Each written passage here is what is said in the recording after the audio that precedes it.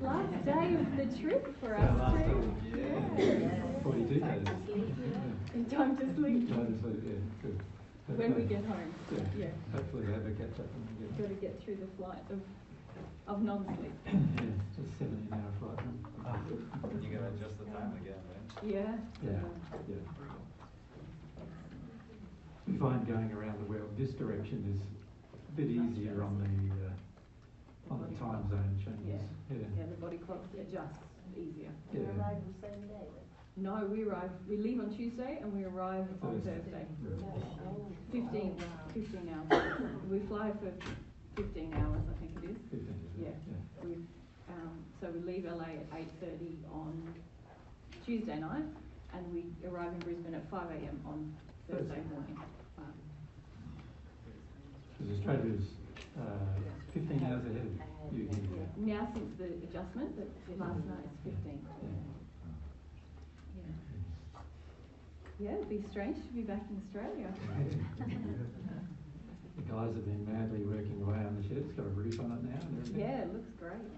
And so our water collection shed's almost done. Now we've got to put the water in. So I've been pretty busy while we've been away. All right. How are we feeling this morning? Very good. Good? Nothing to be frightened of, it's all truth. Yeah. It's funny, isn't it, how we have this sort of feeling sometimes that that truth is scary, but actually what I've found myself is that living in ignorance is much, much scarier.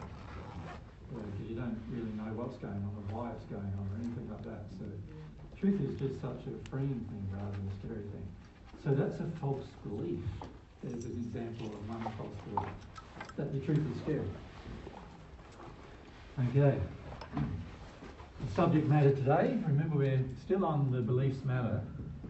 And so what's going to happen today is I'm going to just talk a little bit about the human soul, but again from the focus of beliefs. And so this is not going to be by any means an exhaustive discussion about the human soul.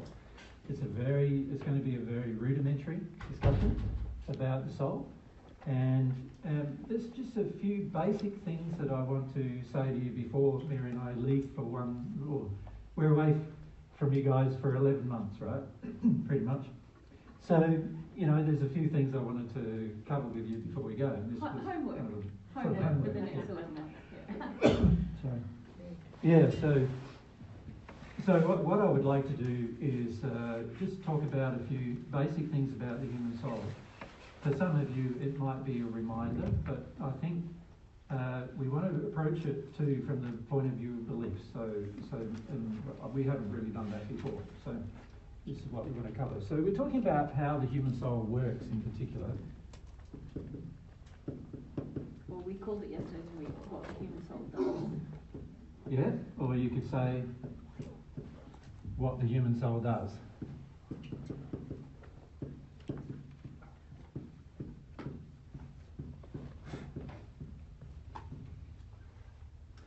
Or you could say how it's been designed. The design of it, how it's been designed to operate. As you know, if you are aware of how anything operates and you're aware of its design, you can get the best out of it. And it's the same with your soul. If you become aware of the design of your soul, that's when you get the best out of your soul in terms of how it operates and works. So that's the subject that we really would like to talk a bit about today. So I'm going to need the whole workspace, so I'm going to rub that off and start with the whole space. Here's your soul. We discussed a few weeks ago that it was dual in nature, meaning that it has two components, two halves you could say, and those two halves are predominantly happening during you could say the developmental phase of your soul. By the time the soul has sort of fully become aware of itself, the two halves no longer really exist. Make sense? Okay. But for the purpose of our discussion, we've got the two halves of our soul. So this is, each person is a soul. Now, you can see straight away that because the soul has two halves, if the two halves act as though they are independent to each other, which is what the majority of people on earth are doing, acting as if they are independent, then of course it's like each half is an independent unit. That's what it feels like to each half during the early phases of your development. So, remember yesterday we talked to Eugene, and he was in the fifth sphere, and in the fifth sphere you start learning God's perception of what you are rather than your perception of what you are. And what he was starting to try to feel was how God defined his, not only just his personality or his nature, but also how God defined his soul. Up until the fifth sphere, generally what happens is the average person believes themselves to be an individual.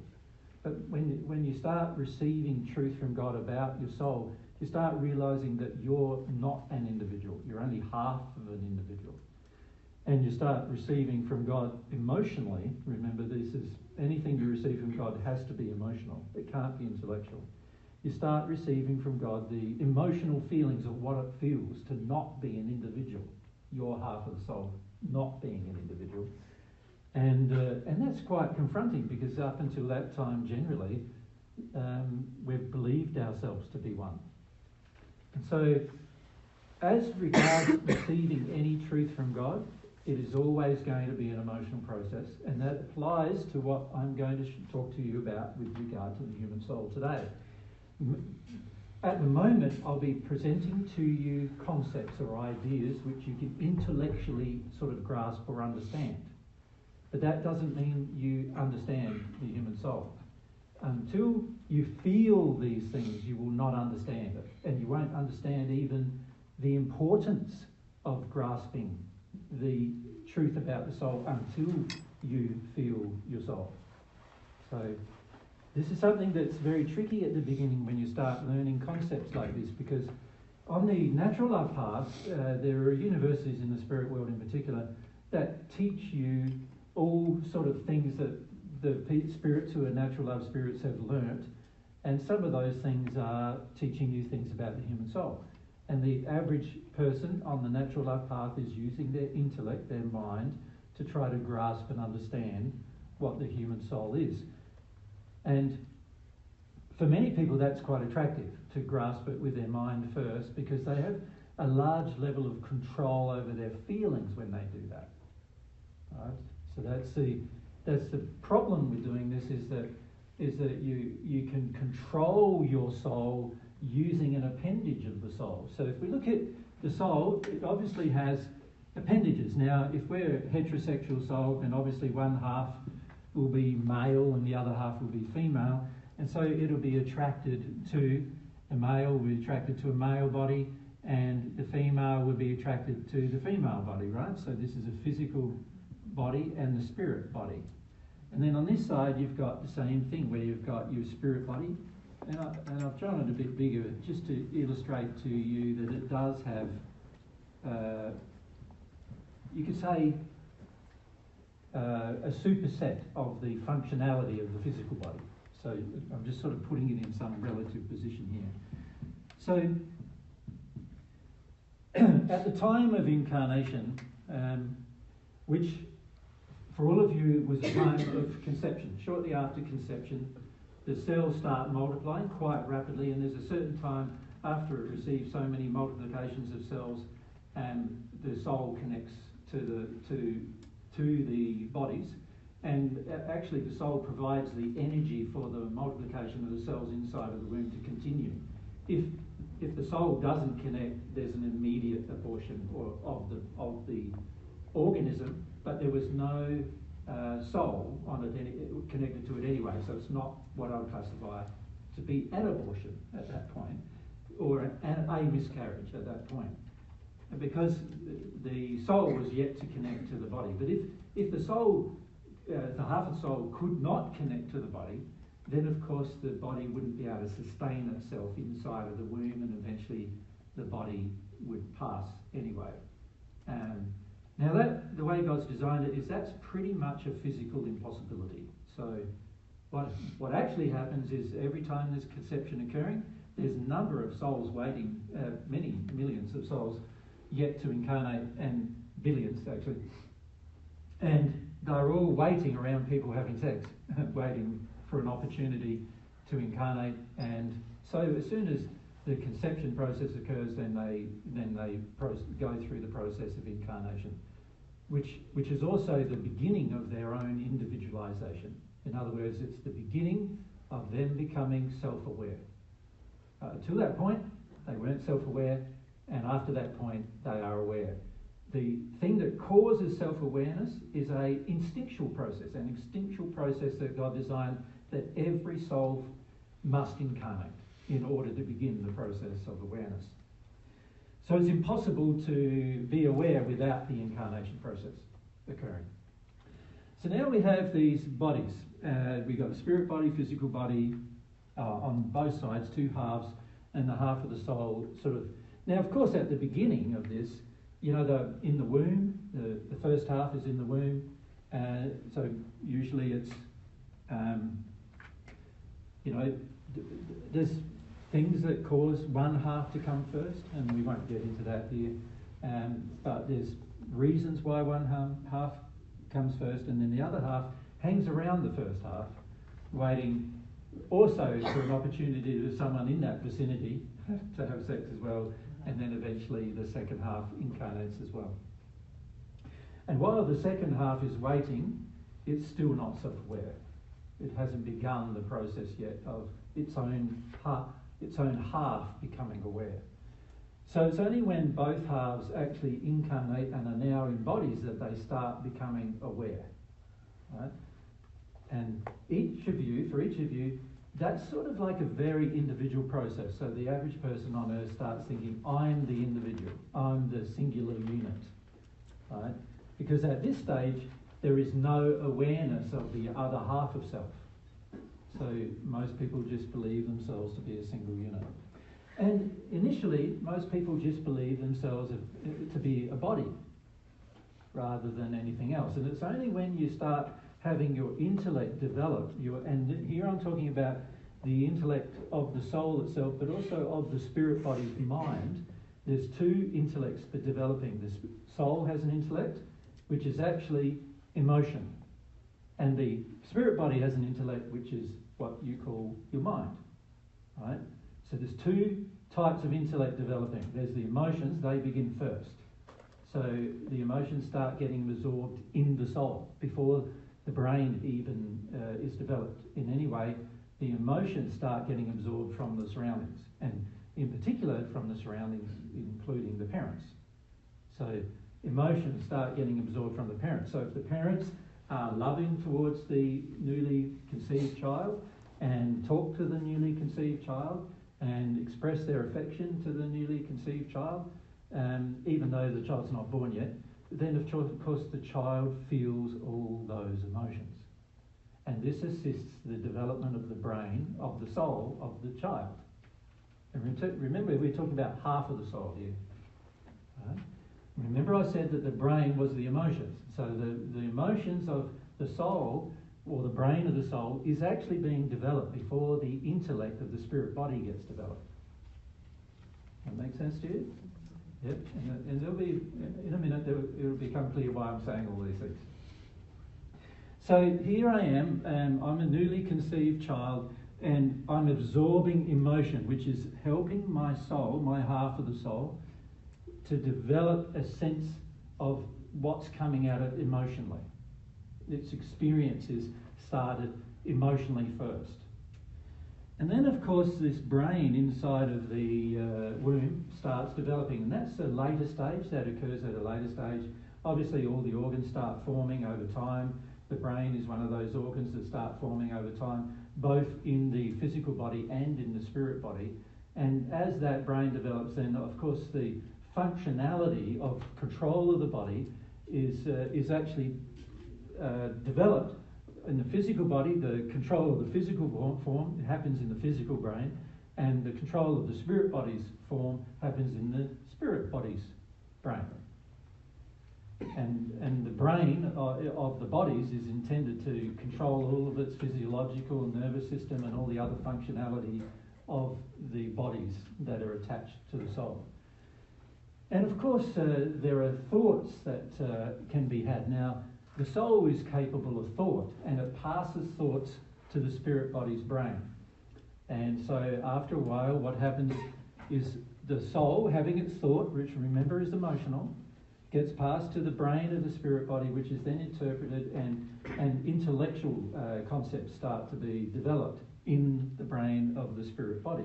And so what happens for most people is, because they're not very conscious of the emotions being developed in the soul, they already start to sort of focus more on the development of their mind and what's going on in their mind.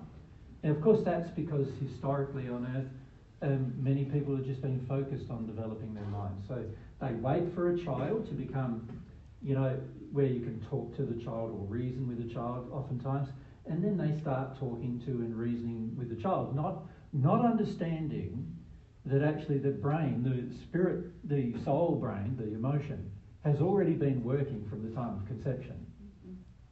Does that make sense? Now, of course, it's becoming more known now, isn't it, that feelings that are happening during pregnancy, inside of the, while the child's inside the mother's womb, it's becoming well known now that if you start educating the child now, then it gives the child a head start. But this is the reason why it does. The reason why it gives the child a head start is because the soul is actually being developed in the womb before the brain exists. Right?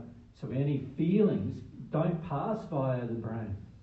They're passing straight into the soul, and the soul then gets to experience those feelings without the constraints of the mind that would be placing upon those experiences.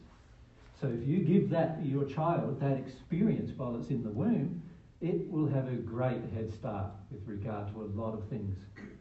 With regard to learning, with regard to absorbing, with regard to feeling its own self, its own emotions, and so forth. That make sense? Yeah, very powerful thing to do for your child. But most people are not aware of that, right? So they wait for the first 9 months to pass. But of course, the child's still absorbing things, but the average parent hasn't begun the process of education of the child yet, because it hasn't considered how much the child's actually absorbing. And during pregnancy, the child is absorbing the most, actually, for the most part, because once the mind starts being developed and they start listening to their parents, after a while, they start detuning from their emotions, which actually means that the learning process is now inhibited quite strongly. And so this is, any of you have been brought up by parents who have been mostly intellectual, you've already got a poor head start for your soul, right? And this is an unfortunate misunderstanding that we have on earth, that you wait until the child's able to be developed intellectually, and that's when you teach your child, right? And that's not actually true.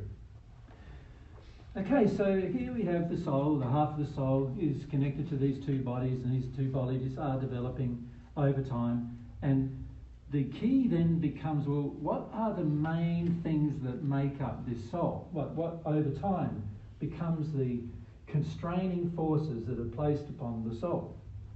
You can see firstly that the soul's brain is emotional, so any constraint placed on emotion is going to constrain the development of the soul's brain. Follow that? All right?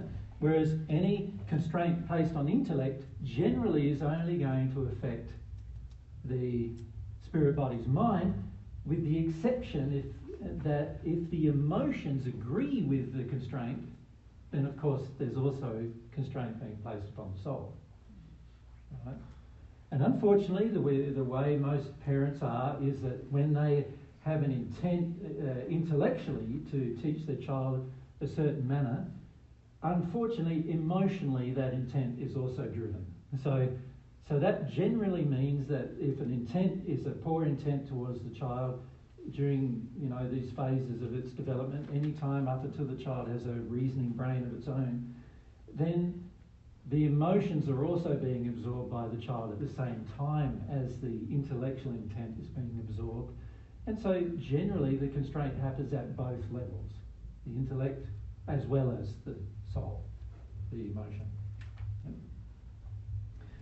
All right, so here we are, we're in this soul, and now let's say we've now, our physical body has now grown to the point where you could say your brain is quite strongly developed. And by the way, your brain doesn't actually fully develop for a lot of your life on Earth. By the time you're around 23 years of age, a lot of your brain becomes quite established in its development. But a lot of people believe it's by the time you're 7, you know, that it's more, there's very little change in your brain's size after 7, and that is true, but your development does not change because there's all sorts of triggered experiences that are going to happen after 7, such as puberty and things like that, which trigger further developments that occur within the brain, and also trigger further emotions in the development of the soul's brain, right? So God designed a system where you're sort of, in a way, you're forced into some sort of development, right? And this is a good thing, actually, because if you weren't, you could potentially remain a child your entire life, physically and emotionally, and that would be a terrible thing for you. Because a person who's truly wanting to act in harmony with their free will would want to become an adult at some point. Okay, so here we are. This is the general design. So are there any questions about that? And I don't want to answer too many, just clarification questions based on what I've just said, because I want to present some other details about some basic beliefs that we need to look at. Does that make sense? So we come to Samir here, and on this side we'll go across to Boris. You were saying that the spirit body interprets emotions through intellect? Well, the better course of thing to say is that the intellect of the spirit body is developing oftentimes independently to the development of the emotions in the soul. Unfortunately, it doesn't have to be that way, but that's physically what ends up happening due to the constraints placed upon the child from its environment, and particularly from its parents. Mm-hmm. And so there is limitations placed upon the development of the child's emotions, the brain or the soul, as well as limitations placed upon the child's mind as a result of the brain or the soul becoming damaged. Mm-hmm. Yeah. So when you say education begins at conception, emotionally educating the child, so yep. It's the feelings of the parents projecting at the child in alignment with the truth? And all love? feelings. All feelings. Not just the ones in alignment with love and truth. So unfortunately. Right. And that makes sense, doesn't it? The child's open to all feelings at this stage. The soul is undeveloped. It can't tell what feelings necessarily are good or bad, and it's just going to absorb a lot of feelings. And unfortunately, during the gestation period, there's a lot of bad feelings coming around them. You know, sometimes there's mums and dads are not really sure they really want to have a child, and then the dad might be upset because now he's feeling the child is competition to his wife's feelings towards him, and all of those things get projected at the child. And then you've got also the general belief systems of the parents, which are all stored emotionally in their souls, automatically being absorbed by the soul of the child. So there's quite a lot coming out of the child. This is why most children, when they're born, cry, because there's a lot to cry about. Yeah, there's a lot of absorption of, you know, emotions that are out of harmony with love coming to the child. Yeah, as well as obviously some that are in harmony with love. Yeah. So to promote a healthy child, you be humble and do your best to. Yeah, the more you can deal with before you have a child, the better, the easier your child's going to find life. But also the more you can deal with in terms of your false beliefs, the better the child's going to find an openness to any belief that it can logically then assess. Until then, like if both the parents are, say, Christian, let's say, and they have these emotional beliefs associated with Christianity, which include things like, women are in subjection to men and other beliefs like that. So imagine the child is a girl, she's automatically now absorbing this belief. So by the time she's born, she's already got a part of the sin of the forefathers, the parents, in her, and she's already predisposed, unfortunately, to believing that belief, that men are, the ones with power and are the ones who God appointed to be, with the power, and the women should be in subjection. If the parents believe that, unfortunately, the child's going to start absorbing that.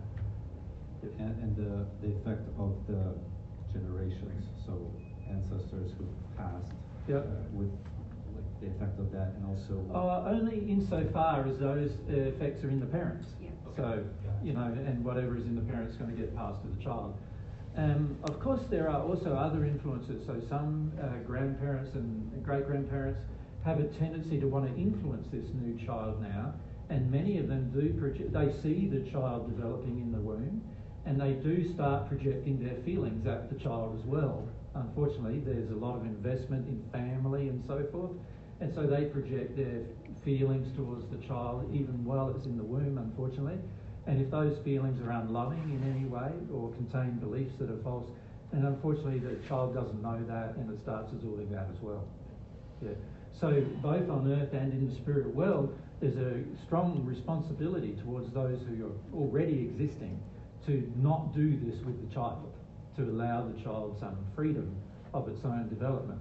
But unfortunately, most parents and most family lineages believe they own the child one way or the other, and so now they have a strong tendency to project these feelings at the child. And this is damaging the brain of the soul for the child. For that half, remember, this other half is often experiencing an almost completely different thing.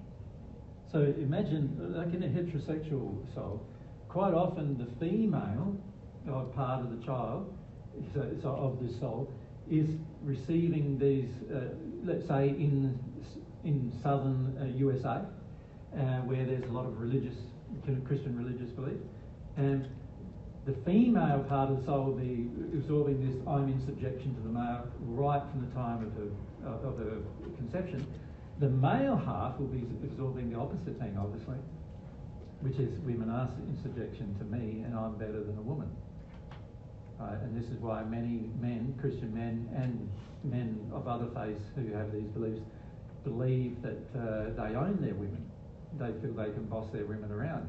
Many of you men actually in the audience still believe that, even though, because you've grown up in an environment that automatically taught you that, and that is stored in your feelings. You feel it. It's not something you might be intellectually aware of, but you feel it. And unfortunately, there's so many cultures on earth who do believe that men are superior to women. So unfortunately, you can see that by the time the child is born, if she's a girl, she's going to feel she is, unfortunately. And she's going to then potentially absorb beliefs that agree with the fact that she feels she's less. So she'll have a stronger tendency to believe in Christianity or the Muslim faith or the Hindu faith, where it talks about subjection, where the men, and it doesn't matter whether the faith teaches it more matters what the parents believe. So if inside of the family there is a tendency for the family to believe that the men are more important than the women, then, and this is present in a lot of cultures for religious reasons, but also for cultural reasons, these beliefs are already entering the soul of the child before she's even got a developed intellect. She doesn't even know that that's even happening at this point, right? But it's a part of her experience already. So then would prayer be a good way to assist? Of course, but you remember your prayer has to be sincere for it to work, and unfortunately, as we've discussed in prior events, sincerity is going to be based upon what actual feelings you have about certain beliefs. So if you have a feeling in you as a male that women should be, in subjection to you, then unfortunately that belief is already going to be absorbed by your child, unfortunately. And if she's a girl, she will feel it like a reduction of her ability to express her free will. If it's a man, like the boy child, he's going to feel it as a superior emotion that he's allowed. So he's going to be born feeling he's superior, unfortunately. Yeah. So pray more to yourself, for yourself to be exposed. Yeah, so the important thing, as you can imagine, is really the more humble the parents are and the more desirous they are of changing their beliefs so they're more in harmony with God's, then the easier it is for the brain of the soul, the emotions in the child to develop. And therefore it's going to make it a lot easier for that child to absorb truths than otherwise it would be. Yeah. So on one hand, you can restrict the child's development quite severely, but on the other hand, the parents can actually do a lot of good things to enhance the child's ability to understand and so forth. So this is the exercise of will. You know, you can do a really bad thing towards your children, or you can do a really good thing towards your children. Yeah. Thank you so much. We go at the back there on this side, and we come down to Michael on this side. We'll start with Michael actually because it's closer. Thank you. Wondering about what the parents can do intentionally to provide protection for the child, and also thinking about the damage to the brain, the soul's brain. Yeah. Is this something that gets worked out on the natural love path, going to the sixth sphere, or only To a through the degree. redemption of divine love? Yeah, in the growth. So 2 questions there. If you leave your mic with Mike, and 2 questions there. The second one, let's answer that first. So yes, if you are, now I've forgotten both questions. Is it worked out on the natural love Yes. path, the damage to That's the it. soul? Yes, so on the natural love path, a part of the process of the law is to correct any behaviour that's out of harmony with the law, which means out of harmony with truth. So if your soul's emotions have certain feelings towards others, and let's say in the example I just gave that the woman is feeling that she's less than a man, and the man's feeling that he's superior to the woman, then naturally the law of compensation will begin to work upon these false beliefs, and that will mean that you will have to feel feelings about those false beliefs, and eventually when you feel the feelings about the false beliefs, they will be released from you. And this happens on the natural love path. So by the time you hit the 6th sphere of the natural love path, you do believe women are equal to you, even though on earth you believe that wasn't true, right? So there is a corrective process. So God has designed, in fact, the majority of laws that God designed are all pertaining to his greatest creation, the human soul. And so there's a lot of laws that just have been created for the purpose of the human soul to correct its behaviour as well. So this is a law of correction. The law of compensation is a correction-based law to correct behaviour that's unloving, so that the person is able to become happy even though they had a bad start. So God already established all of these laws in order for a person to be able to correct their behaviour in the long run, whether they connect to God or not. Right? So that's the important thing. So by the time you're in a 6th sphere condition, you will be corrected as to the behaviour that you have absorbed from anything in the child during its developmental phases, as long as that stuff relates to people, to other people or the environment.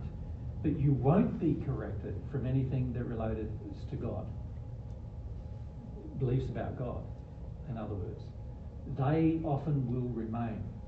And the reason why God does that is to correct beliefs about God, you must choose to correct them. Right?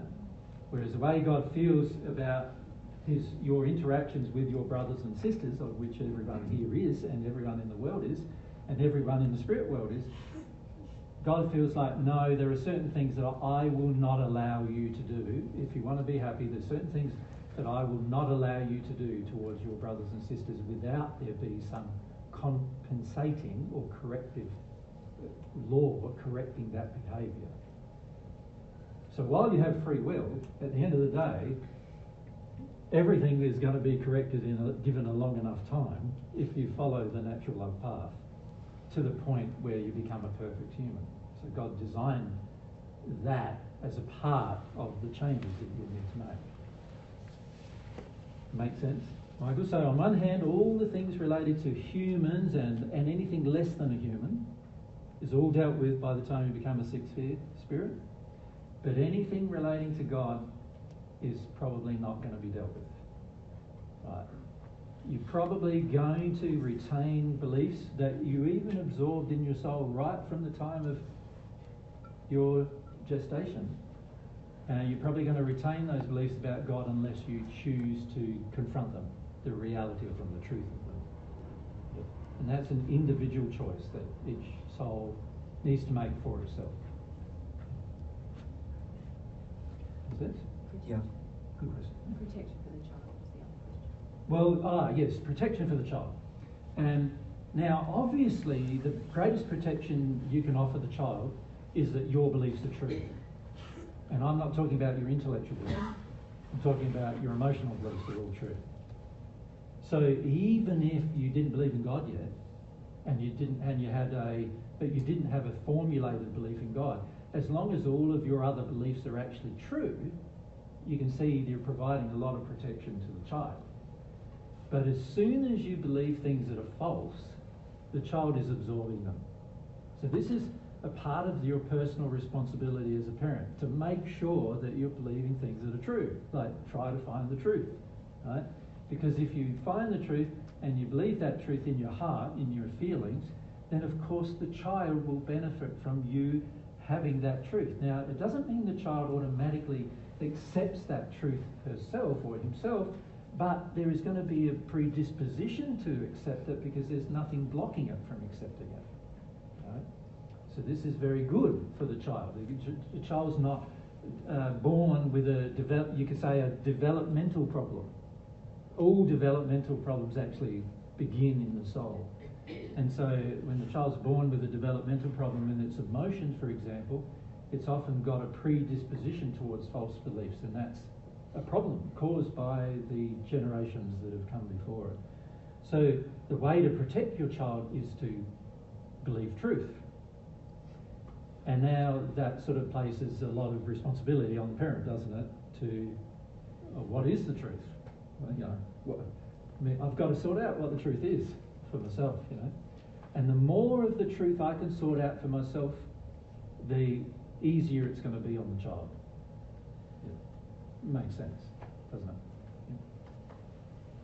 So it's kind of like a twofold, more like circumstantial, but when, per se, the father is absent during the gestational period, or in situations where maybe the paternal grandparents don't like the mother, or the maternal grandparents don't like the father, even if both parties are present, does that have an emotional effect on the child? All of those things have an emotional effect. Of course, absentee parents or grandparents have less of an effect than those that are there. Because they're not around. Because they're not around, and therefore the child is absorbing less of their energy. The proximity of absorption usually begins with the closeness to the mother, while the child's in the womb. So if the father is not present, but the mother is very angry about that or very grief-stricken about that, that will have a large impact on the gestating child's feelings about men and so on, more than the actual dad Not being there. not there. Yeah. Him not being there has very little effect because generally the child can't feel him at this stage very much at all compared to the strong feelings that she feels from the people who are around her.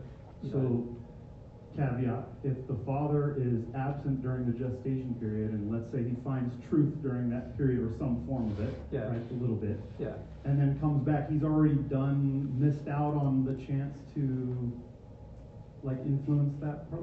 Could he have given a disability, an emotional disability of the child? The soul? You could say that firstly, the mum's attitude towards him not being there during that period is going to have a large effect. Him not being there has less of an effect, but when he does come back, frequently what he wants is a connection now, but there was none established during the gestation period.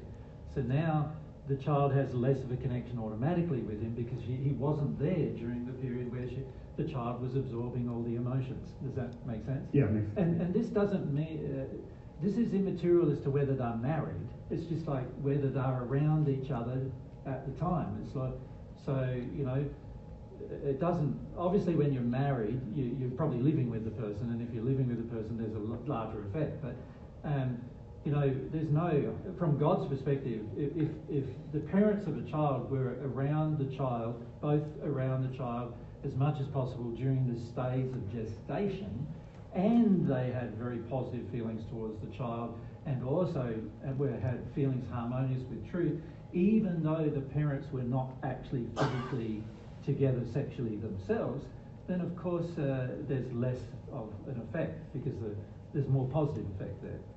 And so a lot depends about the circumstances. The other example you gave were grandparents not liking the father or grandparents not liking the mother.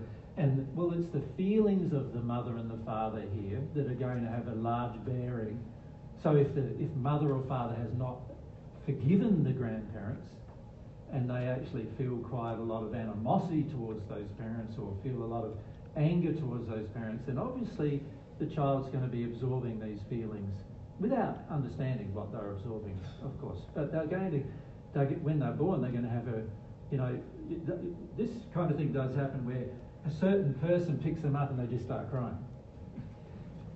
You know, that kind of thing will start happening where they recognise the person based upon the damage, and then because the person's now with them intensely, it's sort of like by holding them, there has to be some crying. You know? That explains the whole. Thank you. And so, you know, you end up with things like mothers saying, why does my child cry all the time, even when I'm nursing the child? Well, it's got a lot to do with the feelings you have towards the child before the child arrived. It's funny because a lot of people change their mind when the child arrives, or you could say change their feelings when the child arrives. So it's sort of like when they're first conceived, you know, when the child was first conceived, the parents are in an anxious state oftentimes. If it's the first child, generally there's anxiety, there's some fears. There's also like, is my husband going to stay with me, or is the man I had sex with going to stay with me? Is he going to look after the child with me? Is he going to care for me? There's all this anxiety in the mother, and there might be the similar types of anxiety in the father, like I don't know whether I want a child yet, whether I'm ready for the child yet, and all that kind of stuff. And so the child's absorbing all of these things, and then when you, let's say you're present at the birth, and all of a sudden you have this amazing experience where you go, wow, this is so amazing, and you sort of fall in love with the child at its birth, let's say. In other words, you come to love the child at its birth. The problem is, you've already had all those other feelings too, right, which the child has absorbed. So when you pick up the child thinking, I'm going to love this child, right, there's already all of its old history with you that it's feeling, and it bases everything on its feelings. It can feel the signature of the person picking it up and what that signature was and what it is emotionally. And so they recognise that instantly generally, and then they have a response. So a lot of times the child's going to be crying quite a lot in its first few years. And of course a lot of times the parents are trying to shut the child up from crying as well, trying through different methods, which doesn't help the development of the child. Thank you. Yeah. We come across to here first, down one, sorry. Down two, and we'll work our way back. Yeah, sorry. This is a question I had way earlier, but is the masculine half usually born first? No. There's, as I said, there are certain factors involved. I won't go into all of them, but basically it's a lot to do with some laws that control what are instinctual personality traits within the two halves as to which half may come first. So sometimes the halves split in such a way that the instinctual personality trait of wanting to discover things is more in one than the other. And so oftentimes that one is born, conceived first. Also, there are environmental factors that determine which one's first. So on Earth at the moment, as I've already pointed out, there is a large amount of acceptance of males, a preference of males over females on Earth, in a lot of religious beliefs and cultural beliefs. And so that does then affect the fact that there are many males who are being born first now, or conceived first now, but it's not something that God designed to occur. It's because of the human. It's easier for a male to feel attracted to the birth process, to the conception process, than it is for a female to be. Yeah, because socially or in society, it seems like the man is preferred to be older than. Well, yeah, there's a lot of false beliefs about all of that, of course. Yeah. A lot of that's relating to injury. Yeah, all injuries. Yeah. Yeah. Not by design. Straight behind. Going back to the influence of emotions and Yeah. the child absorbing them, is it down to like proximity and time that you absorb more? Like, for example, are emotions that say the mother passes in utero, do they have a stronger influence on the child versus say like a step parent that comes in later? Yeah. Okay, Much larger. Is it, we also need to say though that the early, like the gestation and then the early development of the child, things are very fluid. So for example, there might be, in the example Jesus gave before, where there might be animosity or anxiety projected at the child in the womb, but then when the child is born, the circumstance might change substantially. If that child is able to grieve and release the fears and grief that was sort of impressed upon them During the period it was being sort of attacked, you could say. yes, emotionally. In that loving environment, then obviously everything it's automatically clearing away. It's cleared away, and then the love has a big impact. But if things are shut down continually, then obviously the earlier things are precluding a new experience for the child. Yeah. So you could say it almost predisposes the child to more shutdown if It those does, yeah. emotions- Yeah, Certainly does, if yeah. there's never an environment which Yeah. encourages them to release that. Yeah, so if you get a very strong cultural projection upon everybody in the culture that you shouldn't feel your emotions, then of course that cultural projection is going to have an effect on the next generation of children in that culture. Make sense?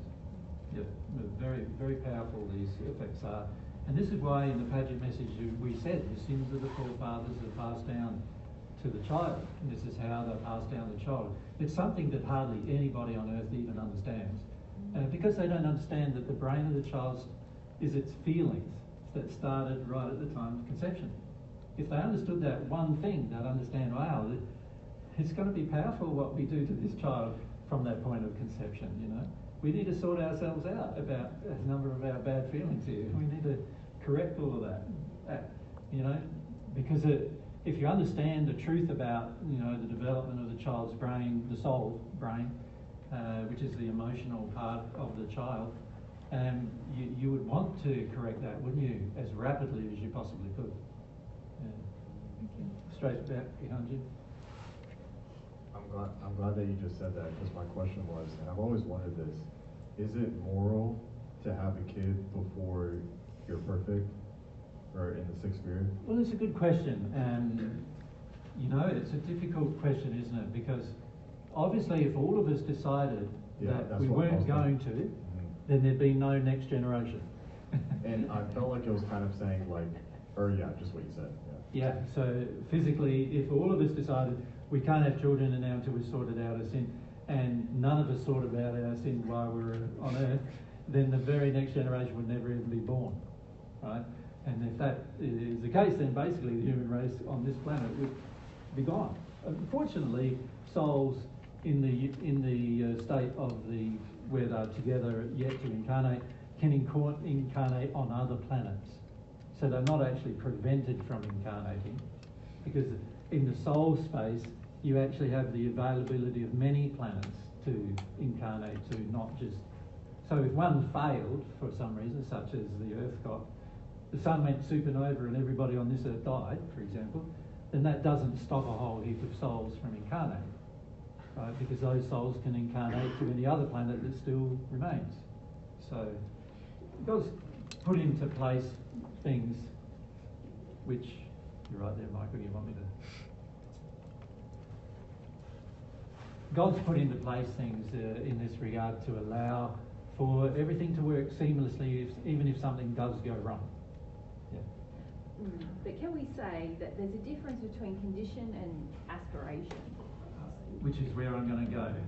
But on that point, you want to talk about that in relation to that question? Because that's Well, I quite want to talk important. about condition and aspiration as separate issues in a minute.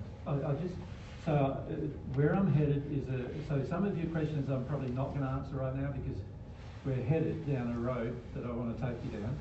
So I'm more just asking now questions about this fact rather than what happens after this or anything like that. Yeah. Yeah.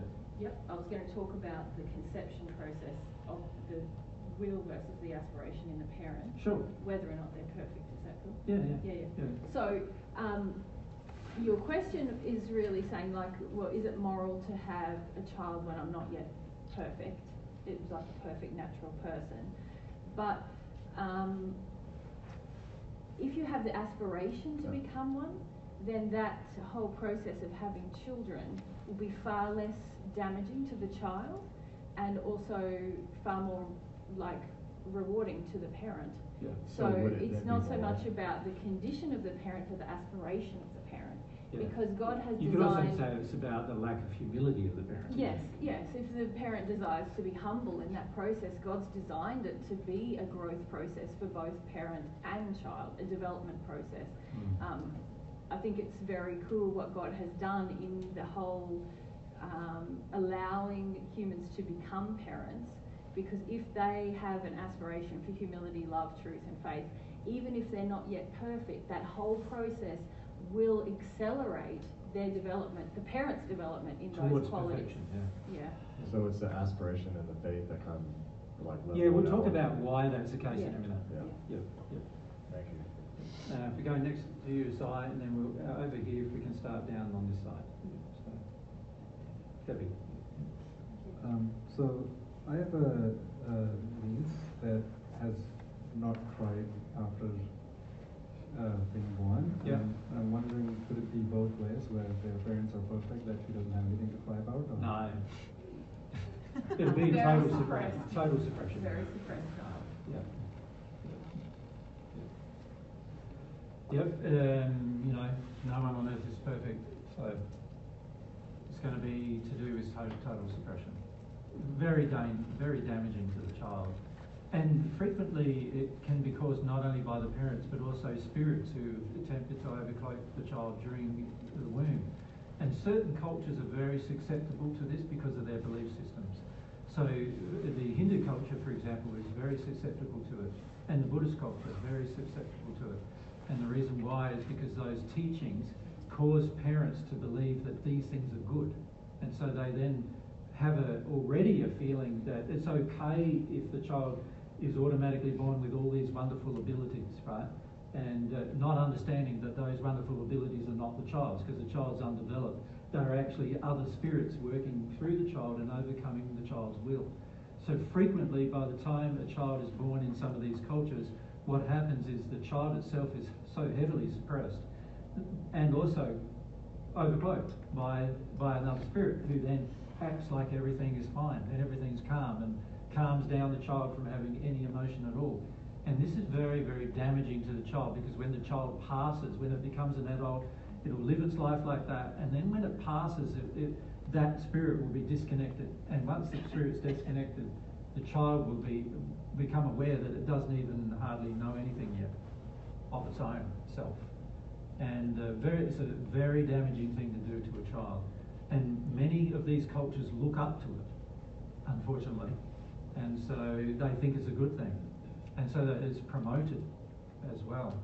And it's been the case historically, not just the Hindu and Buddhist cultures, but also, in certain African cultures, it's been similar to that for many, many centuries, millennia. A lot of these cultures are very focused on spirit belief systems that are false, and then they encourage those belief systems in the emotional development of the child while the child's in gestation. So while the child's while the mother's pregnant with the child, the belief systems are entering the child, and also there's no protection from spirits in a lot of these cultures. So spirits can actually, under those circumstances, overcloak the child in the womb, which is the very worst thing to have happen to the child, actually, because if you overcloak the child in the womb, you're also affecting its physical form development while in the womb. And this is what often does cause things like body deformities in the womb and things like that, because of the injuries of the great parents or the great grandparents who are overcloaking the child. So yeah, very damaging. And also, unfortunately, many cultures they can't actually see the soul of the child, of course, but they also can't see the spirit body of the child. And so they think the child is without a spirit body, and they think that through the process of reincarnation, they must take over the child's body. And the reason why they can't see the child's body is because the child's body is in a condition of love that is much higher than theirs, and so they can't see it. Does that make sense? And unfortunately, when they do that, there's all these very strong negative effects now on the development of the child that's happening in the womb. And there's all sorts of things like sexual confusion that will happen, complete disconnection from any sexual development that's all predisposed inside of the womb. And there's all sorts of very bad things for the child's future that happen when these things occur. And they're all caused by false beliefs. A whole lot of them. And you can see why Mary and I are so passionate about this subject of false beliefs, because when you start to see the full effect of false beliefs on people on earth and in the spirit world, it's immense, like immense. A lot of what people think of normal life, we're not having a normal life as God designed it to be here. We're having a life that's severely influenced by these terrible false beliefs that are imposed, and they're imposed on the next generation of children every single time. And so they cause predisposition towards all sorts of things that are bad for the development of the child. Thank you. So we're over here. Abby? Yep. So, there's two questions, sort of, but my question is about genetics. Genetics? Genetics, yes. Are genes just like inherited injuries? Like there are families. You mean genetic damage, or genes? I mean, just like genetic problems, like a lot of the developmental problems are considered. Yeah, so genetic. you're talking about genetic damage rather than genetics themselves. And then, like in families, like there are families where you'll see there's a lot of ADHD, there's a lot of autism, and it's like. Well, those kind of things are not. They're more spirit influence. So okay, it's not those are about considered genetics. Developmental. Yeah. So what is often classified as developmental problems are actually oftentimes the heavy spirit influence that are causing on the child and so forth, and also the lack of the emotional statelessness of the child's soul due to the parents and the lineage imposing that. When it comes to true genetic damage, so where the genes themselves have been influenced in such a way, so an example of that is like Down syndrome or something like that, where there is a true genetic damage rather than just a predisposition towards a certain developmental issue. When there's actual genetic damage, well, yes, it's caused by the same problems I'm listing, which are the development of the child in the womb is controlled by a number of, quite a wide variety of factors, which are all to do with the emotions of the people around the child. And so these emotions can be so damaging that there's genetic damage that occurs to the genetic strings, the DNA of each cell. And if that occurs during that's already present in the parents, these genetic damages are already present in the parents due to the long lineage of problems, then those genetic problems will naturally be in the physical body and the spirit body of the child. Now, the spirit body is less influenced by those genetic problems than the physical body is. So fortunately, for most parties, well, in almost every case, you might have a genetic deformity in your physical body, and you may have that all your life, but by the time you pass, that genetic deformity is generally not in your spirit body, but the emotion that controls that deformity is still in your soul. And so that still needs to be addressed. Does that make sense? Yeah. And for many, there are processes in the spirit world, even for spirits on the natural love path, where they actually do healing of these deformities, because they were deformities caused by the parents or the grandparents, or the lineage. Not this person. Not the person's personal choice or their sin. And so there are, you could call them ceremonies, I suppose, that happen on the natural love path. These don't happen on the divine love path, but on the natural love path, there are sort of ceremonies that are engaged generally to assist the child or the adult now who's passed, who has these deformities, to release the deformities that were passed down to them and only retain the ones that they themselves have imbibed through their own sin. On the divine love path, then as you receive God's love, these things get cleared away naturally anyway. So you don't need these rituals, I suppose you would call them, or healing. You could call them healing circles or whatever you'd like to call them. You don't need them on the divine love path. When on the natural love path, they're frequently used, particularly in the lower spheres, to help clear away some of these problems. I think we read about that in Through the Mist. Yes, you did. In Through the Mist, Siamedes, I think it was a spirit who was responsible for the running of the ceremony, and I think he said there were 12 or 20 people he was working on at the time, and they all had these inherited problems which were all cleared away because of the love of the individual wanting it too. It's a loving thing, of course, to do that. So they do that. On the divine love path, but the very first time you receive divine love, generally all those, in the spirit state, generally all those things are cured instantly anyway. Can I ask a question about sexual identity? Perhaps we need to have, see, a lot of this now is getting down into deeper issues, and we need to sort of have a discussion about some fundamental things first. Does that make sense? So rather than continuing to answer these questions, because I understand all of you are fascinated, and it is a fascinating subject, isn't it? And you can start to see, can't you, the relationship between certain things happening with your children once you start understanding these things. It does help a lot. And I understand that many of you who do have children, you sort of go, this happened here and that, and I understand all that.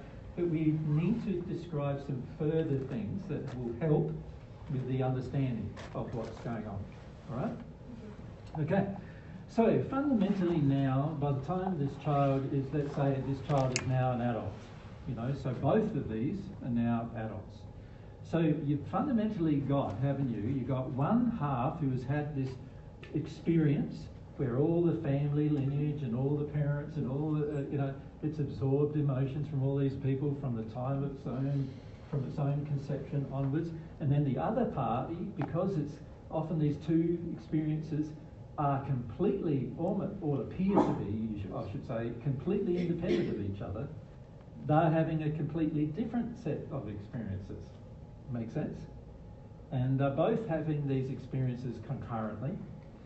And also, unfortunately, there is this belief that gets established because of the parents and because of the parents' belief systems that they are individuals in their own right.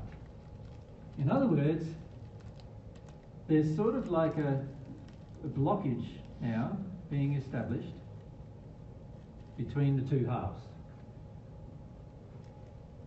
Right? And so the two halves can't feel each other very well because of these blockages. There's no, you could say from a metaphysical perspective, there's no energy passing between them, or you could say from a more emotional perspective, a soul perspective, there's no emotion passing between them.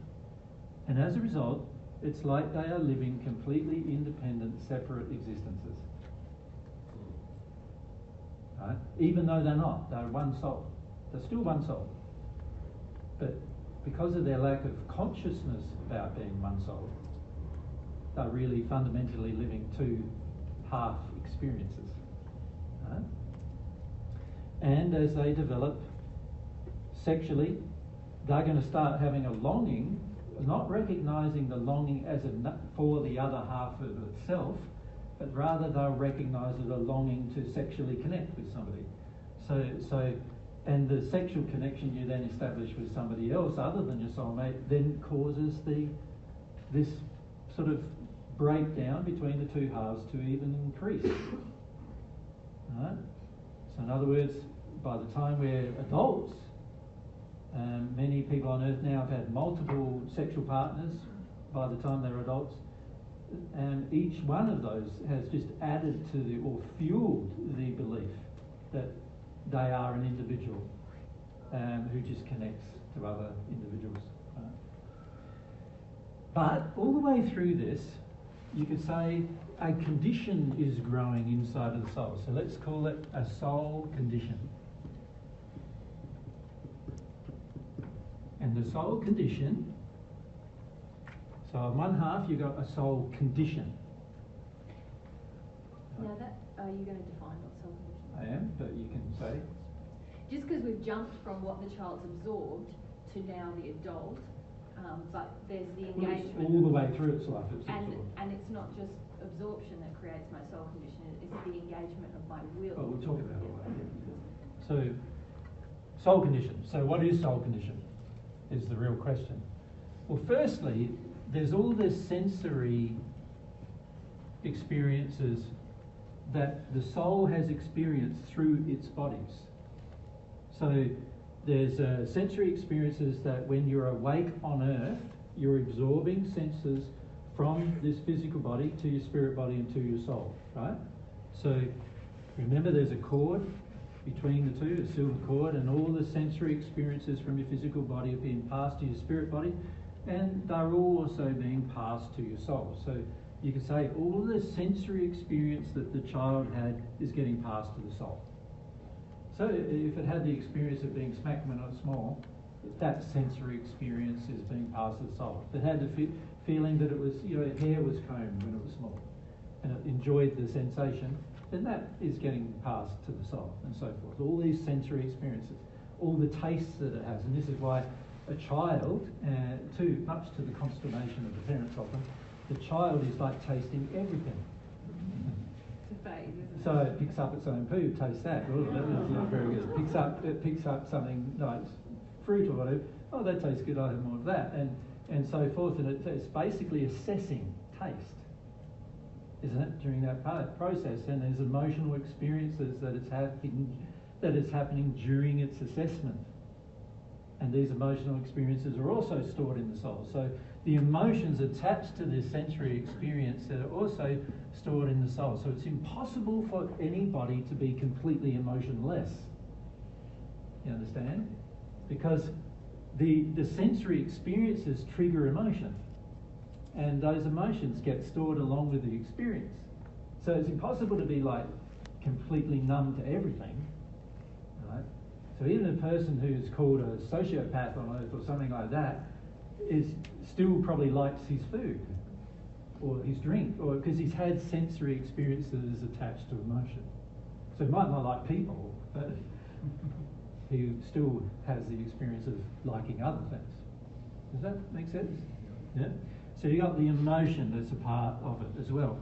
Of course, the two in combination start generating beliefs about pain versus pleasure, don't they?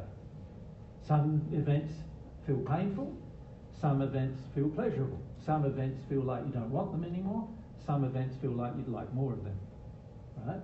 And so that starts happening where you start storing your memory of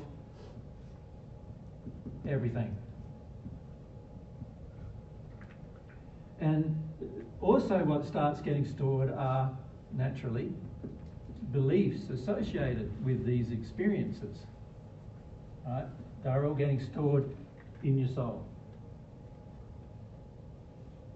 Make sense? And also, these things, because they are now in you, getting stored in you, and the more you don't feel certain things, the more they remain in you. So an example of that is, let's say I had a sensory experience. I was learning to walk. I had a sensory experience that I got up to learn to walk, wobbled a bit, fell over on my face, like bang, on my head. Now that hurt, right? I was only, let's say, 1 year old or less maybe. I think I started to learn to walk when I was 9 months old. So bang, that happens. So that happens. Now, if you're not allowed to process the emotion of that fully, there'll be an attachment of the unprocessed emotion to the experience. Do you understand? Now, interestingly enough, most parents allow their children, which is fortunate, we allow our children to have a cry when they fall over, generally, right? And in fact, many parents do allow that happen completely.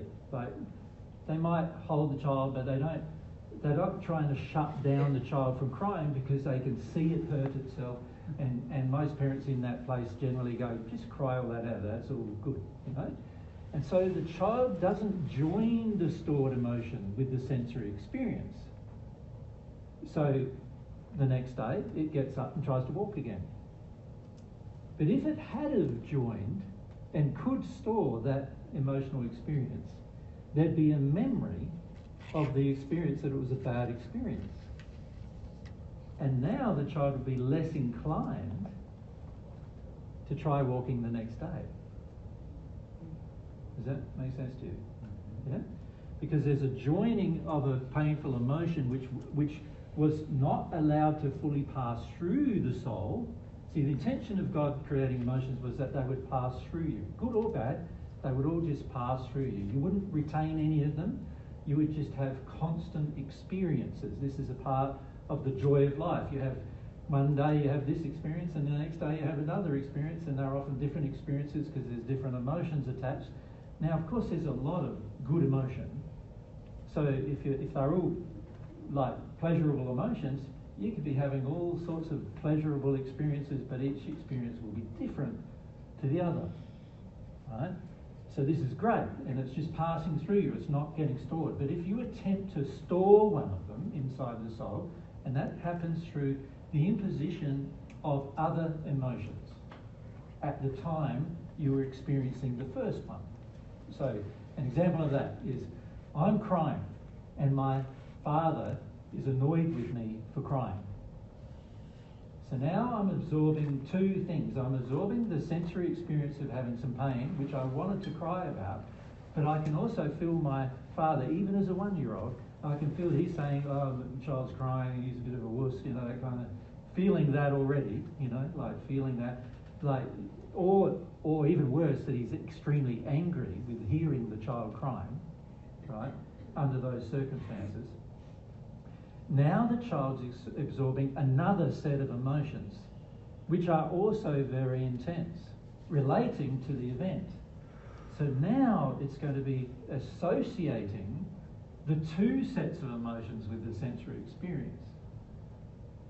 One set that it's allowed to cry, maybe from its mum, the other set that it's not allowed to cry, maybe from its dad. So now it's already developing a tendency towards crying when in the company of women, but not the crying when it's with men. Does that make sense? The belief is now getting established inside the soul due to the stored emotion. Right? So the problem is shutting down the emotion, and there's a number of ways we can shut down emotion. One is just by projecting unloving feelings at the child. You can shut down the child's emotional expression. A child is more prone to experiencing emotion when there's no unloving projection, but if there is unloving projection, the child associates the unloving projection with its experience at the moment, whatever is happening at the time. Right? So let's say the child went up to, quite often you see this in multicultural countries where the parents have some racism, the child doesn't. So the child goes up and starts associating with a child of a different race, but it receives a heap of projections from the parent about that. Right? So now the child is associating the colour of the person with the unloving projection of its parent. And that's now getting stored as emotion inside of itself and as a belief inside of itself. Those people shouldn't be associated with. Those people can't, if the parent's feeling is they can't be trusted, then the child's starting to feel they can't be trusted. Does that make sense? So there's a lot of very damaging things that happen during this phase of development that are all getting stored as a part of the soul condition. So the thing I want you to remember is this soul condition is being developed over time through the experiences, and it's all getting stored as your memories, and the memories are not stored in your mind, they're stored in the emotions of your soul. The brain of your soul stores the memories. Make sense? It stores the memories as pictures, events, as well as smells, tastes, as well as emotional feelings and experiences, as well as pictures, as well as noise, as well as also all of the senses are participating in the storage of the events, and these all come together to form the condition. Now, the more loving the experience, the more loving the condition will be. But the more difficult the experience, the more unloving the experience, the more unloving the condition will be internally, inside of the child, inside of the soul. Of course, this child also, on top of that, starts making its own decisions. And usually that starts occurring quite young. Most of you know of the terrible twos, right? You've heard of that experience, that expression, which for most parents it's terrible because the child's now acting independently of the parent to the parent's consternation. Like the parent wants the child to do what the parent wants, and the child's got a will of its own, trying to develop its own will. And during that phase, particularly it begins when it's very young, when it can't reason very much, it's expressing its will emotionally. And you try controlling that, it's like pretty hard. And so that's when a lot of parents put more control on the child. This is when often the child starts to get spanked, for example, because of its behaviour. Or there's a lot of withdrawal of love from the child. Often the child is locked up or put away or put in a room, or lots of other things happen to the child during this phase of development frequently because of the parents trying to control the will of the child. And the more successful the parents were controlling the will of the child, the less developed the will of the child will become. So now we've also got a part of the soul condition is how the child is now allowed to express its will. Make sense? Child's only allowed to express its will in certain directions. When it expresses its will in that direction, the parent agrees with its behaviour, and therefore the child feels the environment is loving.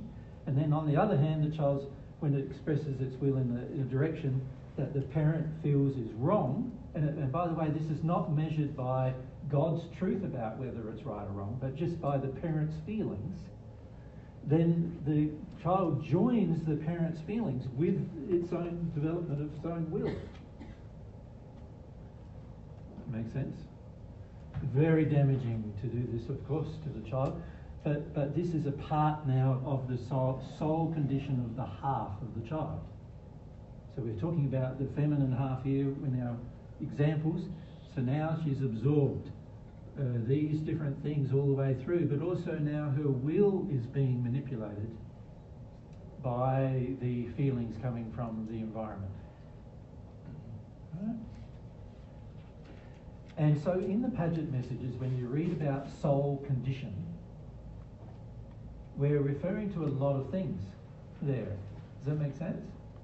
So when you hear the word soul condition, when you're looking at what is their soul condition, their soul condition is quite a complex thing, isn't it? Because there's all these experiences and emotions and sensory feelings and beliefs and the memory of them all, and even to the point where the current state of the will of the individual has been set by these experiences. So then the question becomes, how do I get out of them if they're unloving? Because if that's all you ever were, can you see that would be a bad start and there'd be no correction? It'd be terrible if that was all you ever were. So if you are only your soul condition, it would be a terrible thing, because now your soul condition, which is largely being determined by all sorts of events, some of which you had no control over whatsoever, if you couldn't change it, it would be such a terrible start and there's no way to correct it. Right? So fortunately, there's other parts of your soul. Because if it wasn't for the other parts of your soul, where our life would be functionally damaged, usually by the time we're born. So what's the other parts of our soul? The other part of our soul is our soul aspiration.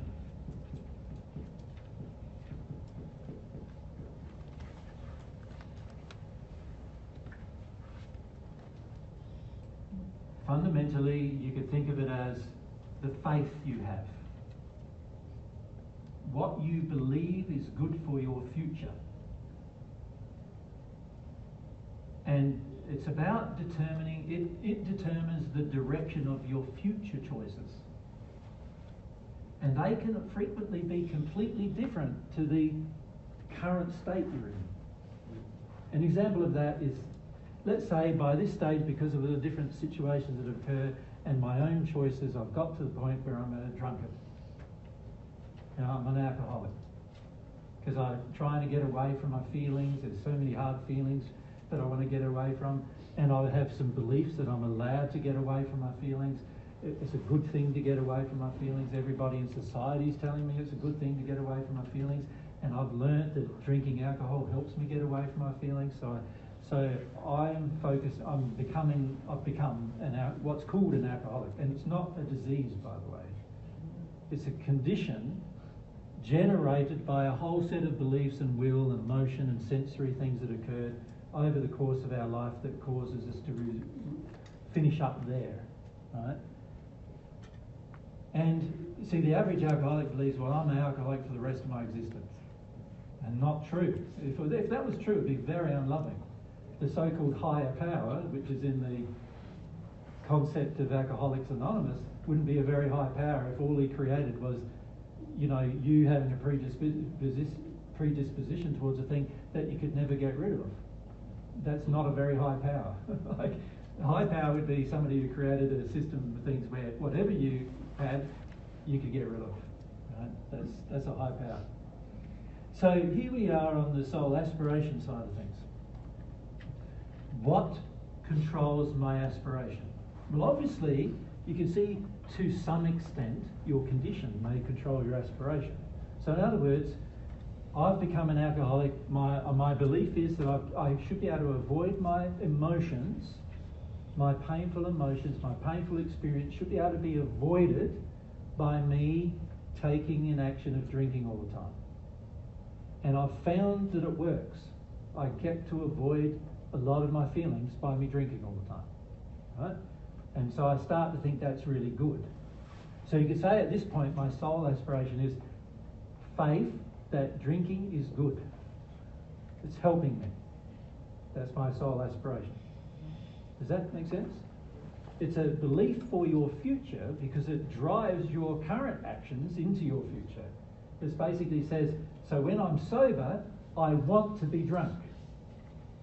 Because the belief is when I'm drunk, I'm able to deal with my feelings better. Well, I'm not dealing with my feelings at all, but my belief is that I'm coping with life better. Right? This is why I feel attracted to it. So you can see that the soul condition can determine, firstly, some soul aspiration, can't it? You can see if I've got the belief, I avoid my feelings, and then drinking a lot has helped me avoid my feelings, then naturally my aspiration is going to be to drink more. So that I can avoid my feelings more, right? However, over time what will happen is this. I will recognise, as the person getting drunk all the time, that it's destroying my life one way or the other. Over time I'll start seeing my relationships decay. My children hate me. Everybody thinks I'm a selfish person who just wants to have alcohol and that's it. And so they don't want to associate with me anymore. So I finish up losing a lot of my friends. Right? There's a growing pain, which is a feedback system to my current condition saying there's something wrong with your current system while you continue to do this thing, because you look at the results and you go, there's got to be something wrong. The results are proving there's something wrong. So can you see one of the things that change me is my belief that grows that something is wrong. In other words, that it's false. It doesn't. It's not. It's an illusion. It's not working. So this drinking thing, while it seems to feel good on one side, there's a lot of bad things that it creates, which all feel bad on the other side. Now, the average drinker will just drink more, even with all those bad things, until he realizes that the more he does it, the more bad things happen to him. He gets put in jail for his drinking. He's harmed people, and then they all attack him with his drink, for his drinking. And he does more and more things that eventually become so painful that there's a smidge of a development of awareness in him that says, I need to stop. This is not working. Does that make sense? This is not working for me. There's something wrong with what I'm doing here. Now, of course, at this point, because he's uneducated, he doesn't know that his beliefs about his emotions are the main cause. And in fact, most alcoholics are never taught that on earth, right? But if he was taught the truth, he would be able to see that quite clearly, right? But even though he doesn't know that truth, already there's now an aspiration changing in him to not drink. Can you see that? He's now having feelings that perhaps he shouldn't be drinking. And then he hears of things like Alcoholics Anonymous, which help people to not drink. So he thinks, I'll go there. They might be able to help me to not drink. Go there, tell my story. In the process of telling his story, he often will have some feelings. Some of those feelings might be connected to some of the emotions as to why he drinks. And in the process of having that, he starts releasing some feelings, and sometimes those feelings mean that he's less inclined to drink. But he's not releasing his beliefs, because he doesn't know that his belief is the main problem. His belief is that he should be able to get away from his bad feelings by taking a substance. That's his belief.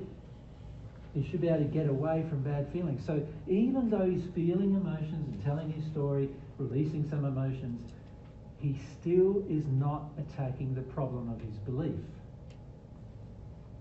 Right? So this is why alcoholics generally feel that it's a disease, because the belief remains. And while the belief remains, so too will the inclination towards the behaviour. Or you could say the inclination towards the sinful act. The result of the sin. The belief is the sin, and the result of the sin is the sinful act. But he does have a soul aspiration developing that's saying stop. You were going to say? I was just going to say back on your point about the inclination towards the behaviour. Actually, we could say, if we zoom out, this is one of the reasons why most people on earth don't believe that change is actually possible on any issue, for that exact same dynamic. For the same reason. Yeah. Yep. So a lot of people believe their behaviour is a part of their personality. Not true. Right? But a lot of people believe that because they don't assess their beliefs and how their beliefs are guiding their behaviour. Right? So let's look at this soul aspiration. You can see that it can grow over time to be completely opposite to the condition. So an example of the drunkard that I've just given, the alcoholic, he had a condition where he believes himself to be an alcoholic, but he also has an aspiration developing that he's got to stop drinking. So his aspiration is completely different to what his condition is now demanding. Can you see that? Now that the aspiration is different, he will move in the direction of his aspiration. Now that might happen over time slowly, depending on the intensity of the aspiration. So initially the aspiration when a person goes to say Alcoholics Anonymous or something, it might be quite small, and 5 days later they have 5-day chips, and then by the 6th day it's all, they're drunk again, and because the aspiration is quite small. But as time develops and there's another disaster occurs and another disaster occurs, the aspiration is starting to become quite large. Unfortunately, he still doesn't understand the power of his beliefs upon his behaviour, right? But at least he does know that he's got to change it.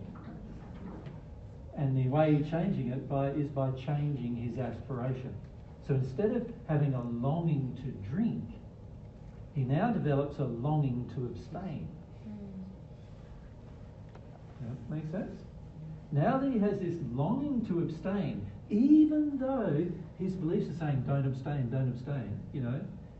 the aspiration is greater than even his own beliefs because he abstains. And a lot of times people have abstained for 20 years, 30 years, right? Because their aspiration has become greater than the belief that they can avoid their emotion through drinking is.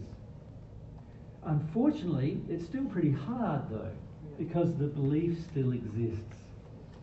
And while the belief exists, there will be still an inclination. So let's say a really traumatic event occurs, such as death of a partner.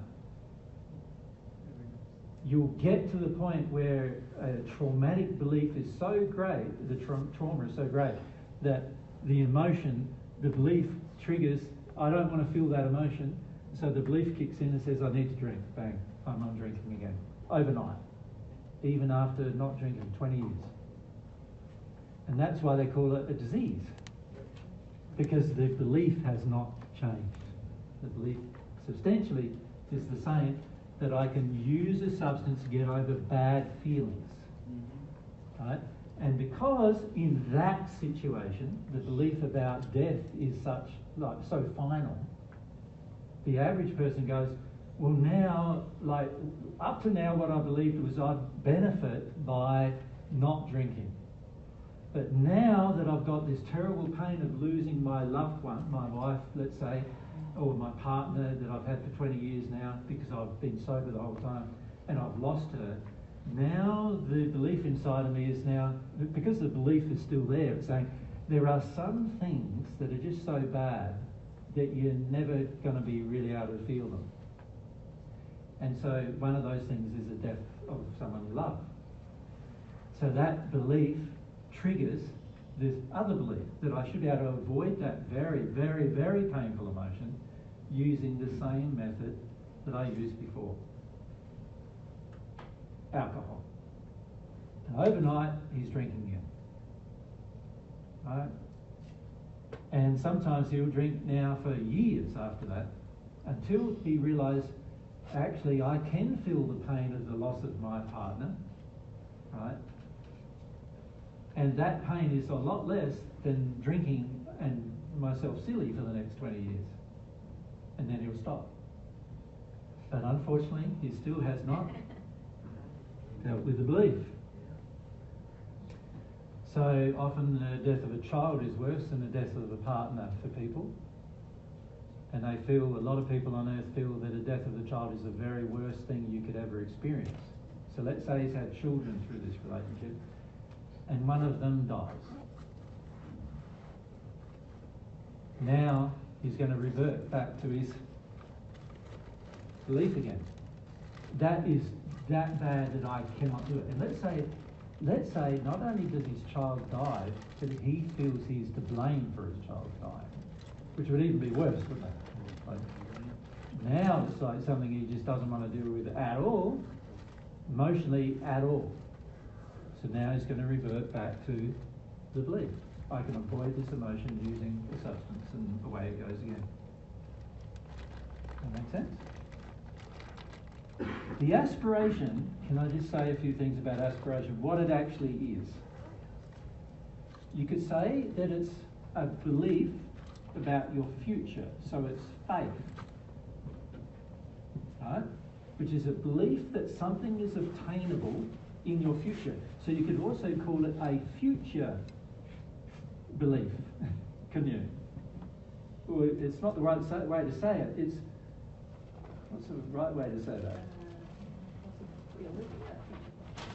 A future likelihood, shall we call it? Not just a possibility. If it's just a possibility, it's probably not strong enough. But a future likelihood,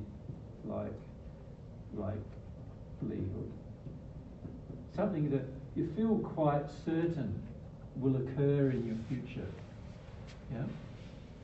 So this future likelihood, this faith, this aspiration is a good word for it. In the Paget messages, you will see we use that word all the time. All the time. Soul aspiration, aspiration. If you have an aspiration, you will change. Aspiration, longing. Aspirations trigger longings. You will change. And so you could also call it, couldn't you? Passion towards a direction. Or you could call it a desire for a specific direction that you don't currently have. That's different than a desire that's driven by your memories.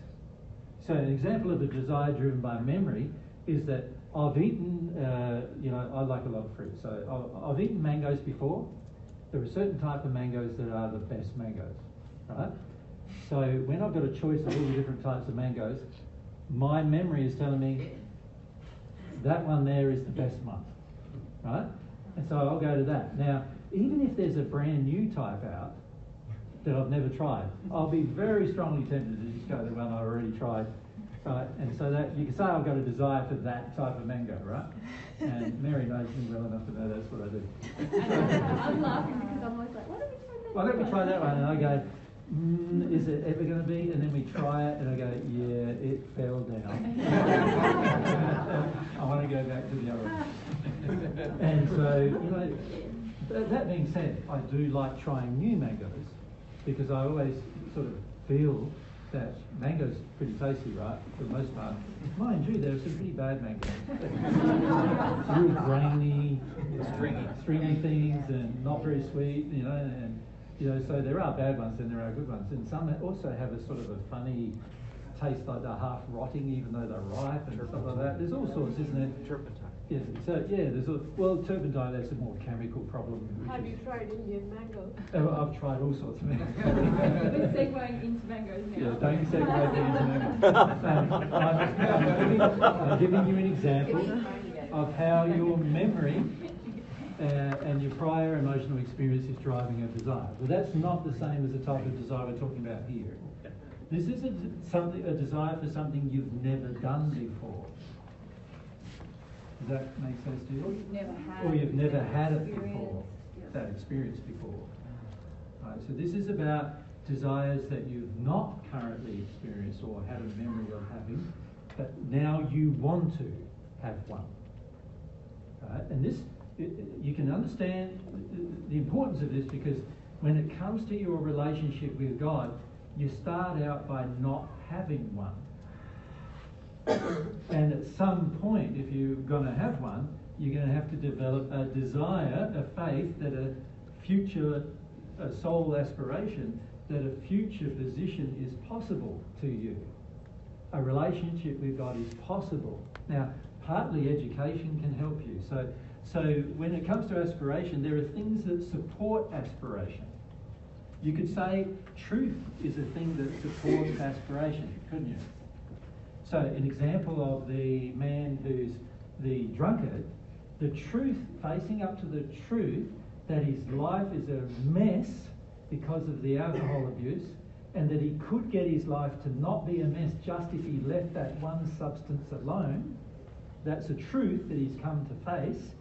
Once he faces that truth, he can develop some aspiration. So you can see the truth supports an aspiration.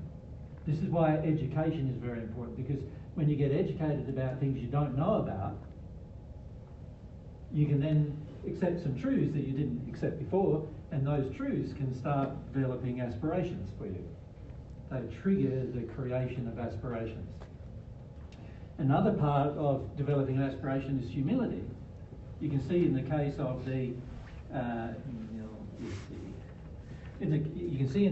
the drunkard, he's got to be humble enough to assess the pain of his current situation, and he's also got to be humble enough to see that he could change it.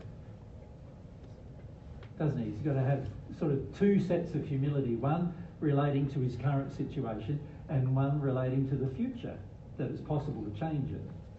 Right? And he's got to be humble enough to accept his current situation emotionally. He's got to go, yeah, I'm in a mess. It's a terrible mess I'm in. If I didn't have this substance, I wouldn't be in such a mess. this helps his humility to the truth of the matter will help him see and face the fact. Another part of things that drive aspiration is love, the desire to love. In the case of the alcoholic, he's sick and tired of hurting people, other people. He realises, I've hurt my children, I've hurt my parents, I've hurt my wife, I've hurt every relationship I've ever had. I've lost my jobs, they were good jobs and I've lost them too, and I've hardly got any money because I've just spent it all on alcohol. It's all, the whole lot is a mess, right? So his desire to get to love somebody, can you see?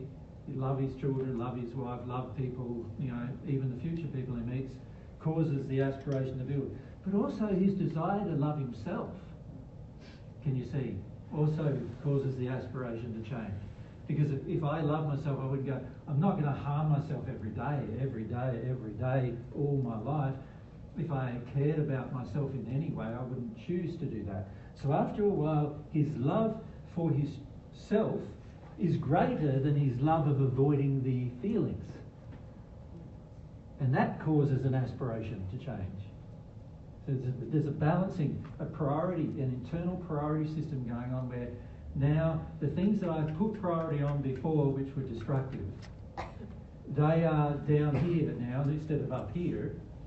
And my building aspiration, because I want to love people, I want to face the truth, I want to be humble about it, my building aspiration is now higher than my aspiration to sin. Now I'll stop. Can you see? I'll only stop sinning when my aspiration to no longer have the effects of it is greater than my aspiration to have the sin itself. Yeah? Then I'm changed. I'm going to change because of that. So change is possible, but only when the soul aspiration develops to the extent that it's greater than the desire to remain in harmony with your condition. So in other words, what you want for your future is more important to you than living your current life. Well, that's another way of saying it, isn't it? Yep. That what you want for your future is more important than just holding on to what you currently have. Right? In other words, your soul aspiration is more important to you than your condition is. It's another way of saying it. When your aspiration is greater than your condition and more important to you than your condition, you could say as a priority, internal priority system, the aspiration must be greater than your desire to remain in your current condition. If that is true, you will change no matter what happened to you, no matter what start you had, no matter what memories you have, what beliefs you have.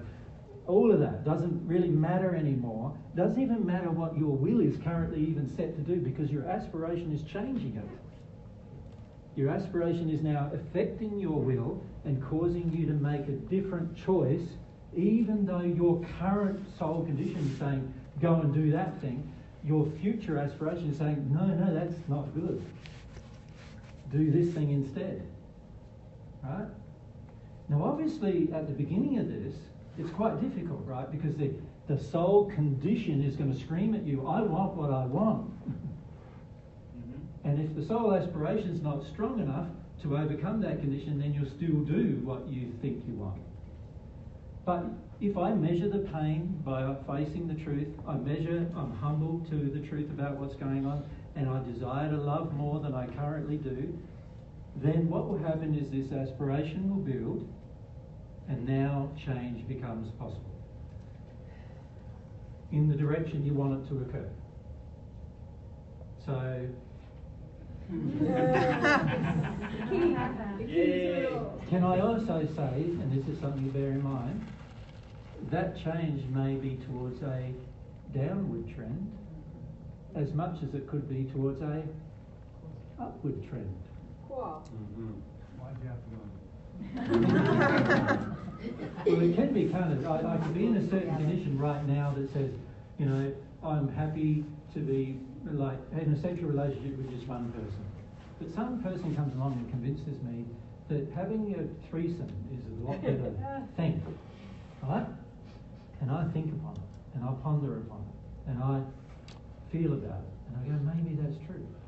And I wonder about it, and I reason with myself about it. Eventually, the reasoning and the wondering, if I don't see the full pain that such a thing creates before I engage the action, then it's likely I'll engage the action.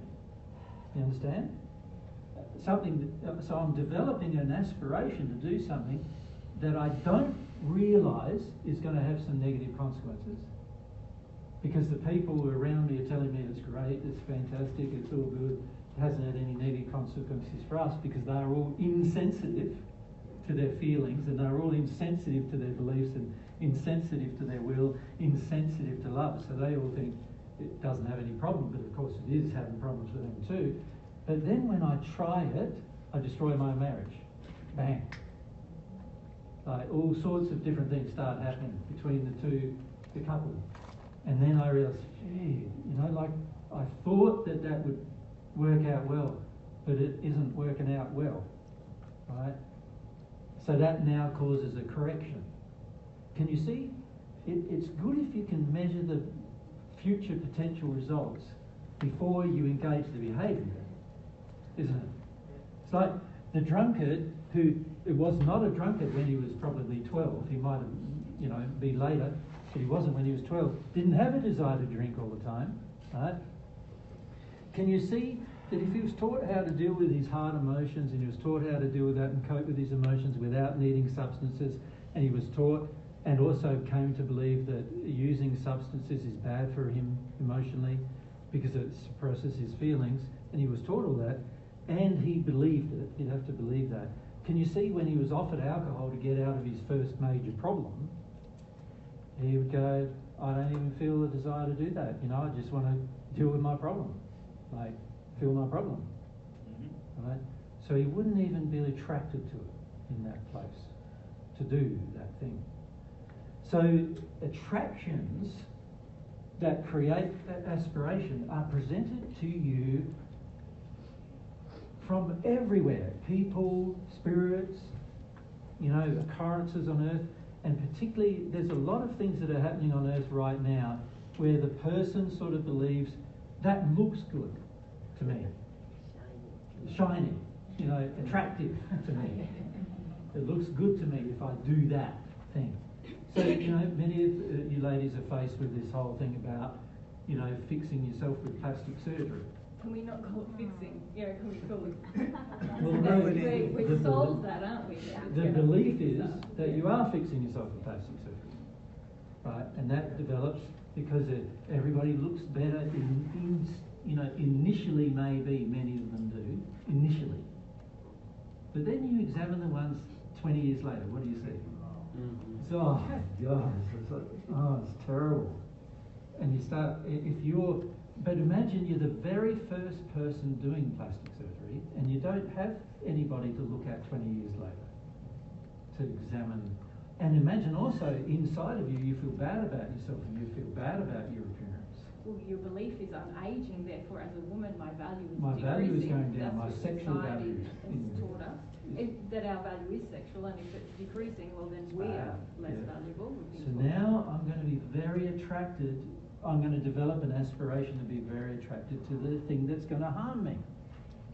Does that make sense?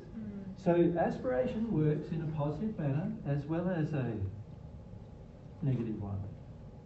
So it's very, very important, if you want to understand the soul, it is very important for you to understand how aspirations develop. Can you see that? Because aspirations are your method of change. They're the way in which you're going to be able to change. Right? And many of us don't understand how these aspirations develop, and this is part of our problem. Right? So, Helen. So the deep-seated beliefs that we have from conception can change through our soul aspiration. Correct. That's what you're saying? Yes, Correct. that's why it's so exciting, isn't it? Because like nothing is static. None of you are going to remain the person you are now. Have you taught in the past that we can get rid of our beliefs by changing or by feeling our emotions? Like, is this kind of a different way of changing our beliefs? It's not just feeling your emotions, is it? Because remember, your emotions are attached to beliefs. So you've got to work through beliefs in order to change. Remember, I gave the example just earlier that the alcoholic, if his major belief is to avoid his emotions, even though his aspiration is strong to not drink, his emotions, whenever the emotions are triggered in such a way that he feels them intensely, he'll be tempted to drink because his belief hasn't changed. Right? Now, I have said all this before in different ways. In the whole 2019 assistance group, I think It's not public, but yeah. which is not public, we talk about this. And in fact, one of the things we want to do with in our next trip around is to actually go through some of that material in a 3-day session with people, like as part of our next trip, because it's so important to understand. Heather, can we say that, or we need to say that you can't change a belief without humility, without feeling emotion.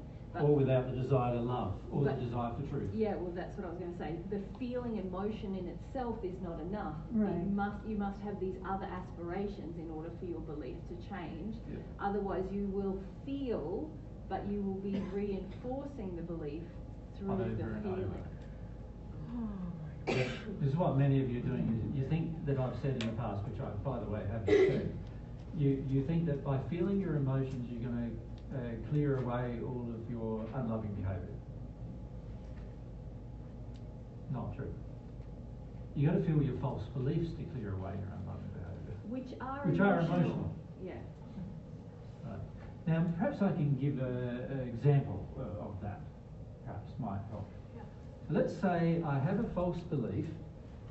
So we might just leave this here, and I'll just rotate the board.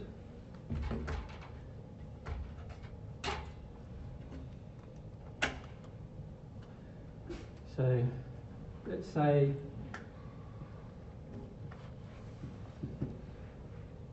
I have a belief that that got established during childhood and my adult life, that I've got to protect myself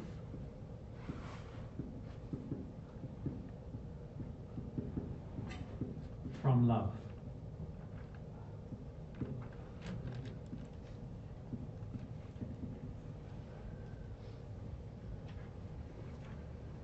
Right? Well, why would I have that, do you think? Any idea why you might have that?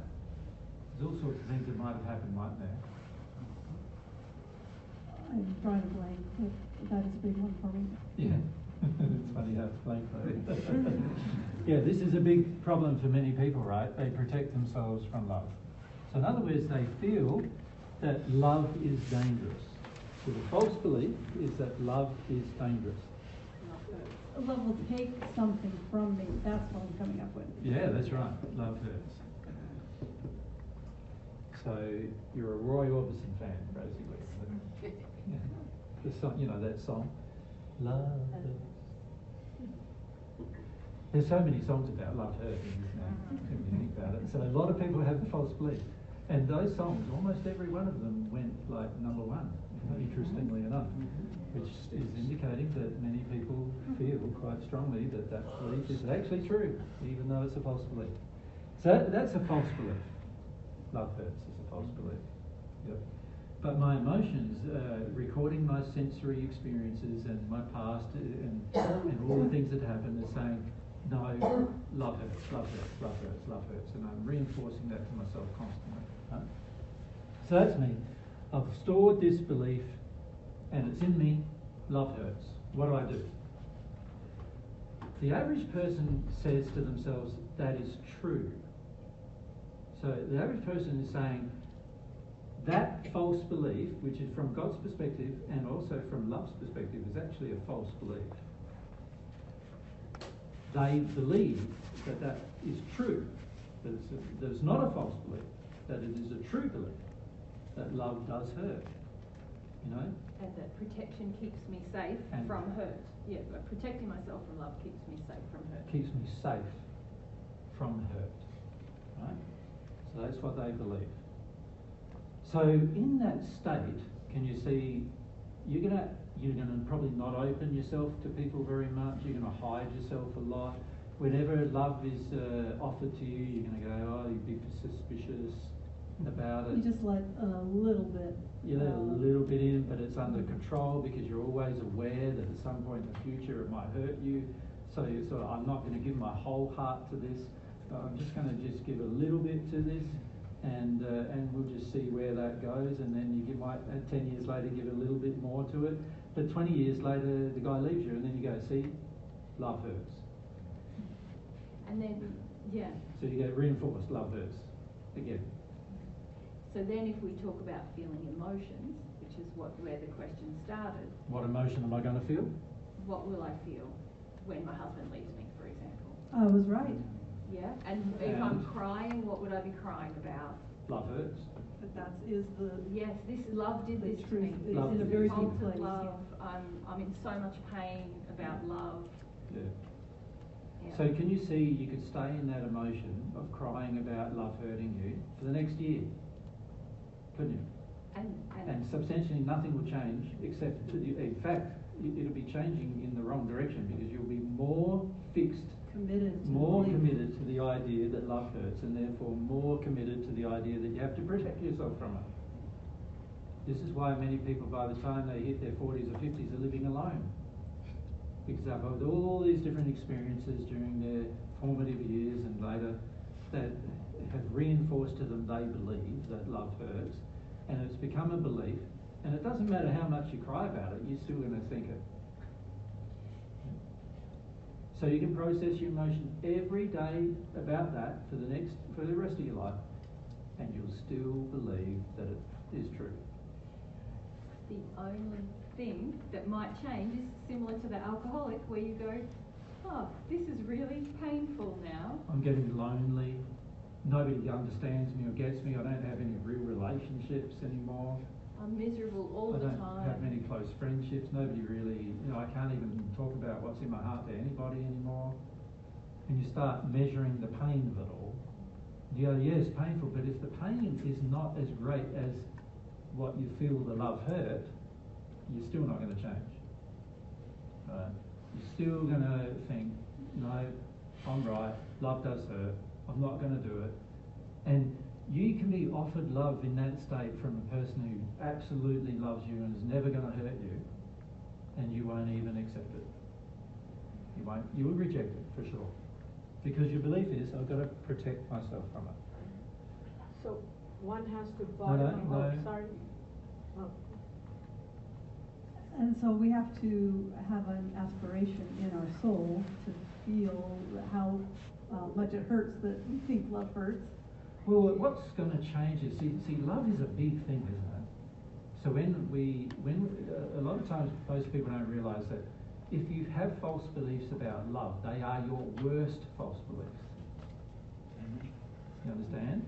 Because they are big things. So, see, a lot of people feel love brings happiness, but they also feel that love brings the very worst pain you could ever experience. Right? So if you have these false beliefs, can you see it's going to have to be something massive that's going to change your mind, probably, right? Or you're going to have to somehow disconnect the belief somehow from the emotions you have, aren't you? Somehow. Like maybe by feeling God's love. That would be pretty massive. Well, that's probably not going to happen because you think love hurts. See, if you think love hurts, then God's love's going to hurt. So why would you ask God for love under those circumstances? You're probably not going to. And you're certainly not going to sincerely do it because you believe love hurts and you sort of believe, well, God's going to hurt me too. You know, the belief assumes that all love hurts. So therefore, it's all going to be bad. Right? So thinking about the principle from the board over, the flip side of what we just taught, something's going to, so this is, you could say this is now my, what do we call it? Soul condition. Okay. And we also also said that change can only occur when my Soul aspiration. soul aspiration Is greater than condition. is greater than my condition. And we said that the things that change my aspiration are Passion. desire. That is my aspiration. That is my aspiration. What changes it? We said on the previous board. Faith in the future. Faith. But Possibilities. that is soul aspiration. Truth Yes. changes it. Humility. Humility changes Love. it. My desire for love changes it. And desire. Right, so these things change it. They change my faith. So faith is my soul aspiration, and these things change my faith. Okay, you follow so far? Okay, so here I am. I'm in this state where I believe my condition is such that I believe love hurts. I have to firstly get to the stage where I have an aspiration to believe something different to that, don't I? Yeah. Now, these things should give me an aspiration to believe something different, right? And particularly truth. You always focus on truth first. Truth sets you free, right? So you've heard me say that, and it's all written in the Bible, what I said in the first sentence, and I've said this for 2,000 years. Truth sets you free. So what's going to free me from my condition is facing the truth so that my aspiration can change so that a new condition is possible. Right? This is how your soul works. Your soul is not going to make adjustments just intellectually. You're going to have to accept some emotional truths. Remember, none of this is intellectual. You're not going to be able to go, oh, well, I really would like a relationship now. I'm a bit lonely, and I feel a bit sad about not having anybody who loves me or who I can love. And so, I'll just love. I'll just love. I'll give it a try. I'll receive love. Well, no, so people go, I'm just going to become loving now. I'll do some neuro-linguistic programming on myself. And I'll just become a loving person. Everything, I'll just talk about love all the time. And I'll just become love. I will make this beautiful transformation into becoming love, and then I will be love. And then I will beat everyone with the knowledge that I am love. So, you can see you're just creating another fake world, really, right? Completely self-delusional. Because unless you understand how the soul works, and unless you're willing to change the basic fundamentals that are driving how it works, substantially nothing's really going to change, right? So the average person that's doing all this with their mind is just entering a place of even more delusion and denial than they were in before, right? So we've met many people that say, I am now love, I be love everywhere. We had one actually say that in our group in Canada, actually, while she was actually attacking me at the time. So she wasn't love, but she believed she was love, And this is the delusions we enter because we don't want to understand how the soul works, and we don't want to actually change something substantively. We want to have some magical thing that means we don't understand how the soul works. We want to be able to make a change without understanding how our soul works. And a lot of times when we're taking things to God, we fundamentally want to make a change without understanding how our soul works. Right? And God's saying, but I want you to understand how your soul works, because if you understand how your soul works, you understand the amazing thing I created, you. You'll understand yourself. And we're going, but I don't want to understand how the soul works, so I just want a magical solution to my problem. And if a magical solution is not actually possible, then let's fabricate one, like with my delusion. Let's do that instead. And there's a lot of this in New Age philosophy, fabricating delusions in order to avoid reality. That's why New Age philosophy is so damaging to people, because it's fabricating delusions to avoid reality. The reality is, unless I face some truth and I'm humble and I measure the results of my current place, I won't develop any faith to change it. Unless I educate myself with some truth, I will not develop anything to change it. Truth about love. So one truth about love is this: no one has to give you love. Not a single person has to give you any love. By definition, if they had to, it would not be love anymore. So nobody has to love you. Now imagine if you actually, at the emotional core of you, actually work through that feeling that people should love you. And realize that it was a sin to feel that they should. They don't have to. And you actually started to feel that it was a sin that you were projecting at other people that they had to love you. Imagine that. Can you see, if you felt the sin that they had to love you, you would then feel that you're letting everybody off the hook for loving you.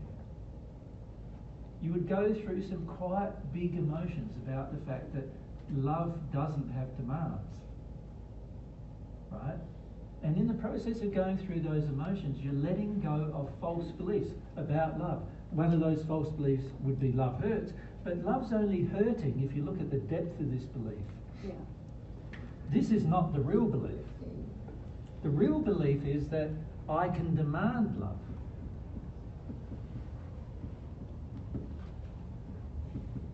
Yeah, that's the flip side, isn't it? When you say the flip side, it's the driving force of that. People are going to hurt me, but I can demand love. Well, the way you're saying it is even incorrect. And this is very interesting because I have conversations with people all the time, and they say they think that what I'm saying is what they're thinking, but no, it's actually worse than this.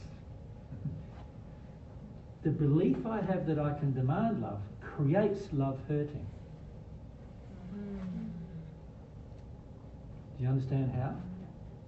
If I demand love and then love isn't given, now I'm going to hurt. But if I see love as a gift, when somebody stops giving it, I don't feel hurt. I just say, thank you very much for the love you gave me the last 20 years. And you don't have to love me now. You can go and love somebody else if that's what you want to do. Do you understand? A person who demands love doesn't feel that way. A person who demands love goes, you got to marry me. You're with me till death do we part. Right? It's written in the vows. To death we, you know. And you think about that. I'm actually saying, in that very vow is saying, I demand that you love me until I die. Of course, it's really interesting. Even that comment is, when I die, I won't care anymore. That's not true either. Because if I wanted to love me till I die, I'm going to want her to love me after I die too. Unfortunately, right? I'm going to demand that from her even after I die, because I'll actually still be alive, and so I'm going to continue demanding it. That makes sense to you? So here I am in the state where I've had a contract with Mary. It's written here. Can you see this document? It's horrible, right? We were talking to the minister last week, you know, who interviewed me for a position of being Jesus, and he was saying, "Are you two married?" I go, "So now this is a part of my job position too. I haven't been married to Mary." And I said, "Well, yes, Mary and I are married. We were married in the first century, but it doesn't matter to me, because what matters is, does she love me in her heart? And if she doesn't, she shouldn't be with me. Simple as that. And if I don't love her in my heart, I shouldn't be with her either. In fact, the Bible even says that, interestingly enough. But most people ignore it because they're more focused on the marriage, like the contract. And the reason why they focus on the contract is because they have the false belief. I can demand love. I can demand that you love me for the rest of my existence. Many of you have that demand going to your soulmates, that you can demand that they love you for the rest of your existence. That's why you haven't met them yet, one reason. Because it's a demand, it's unloving. Right? It repels people. If I demand that Mary loves me for the rest of my existence, I am not going to actually ever appreciate the love she actually gives me. Because I believe that she should have given it to me anyway.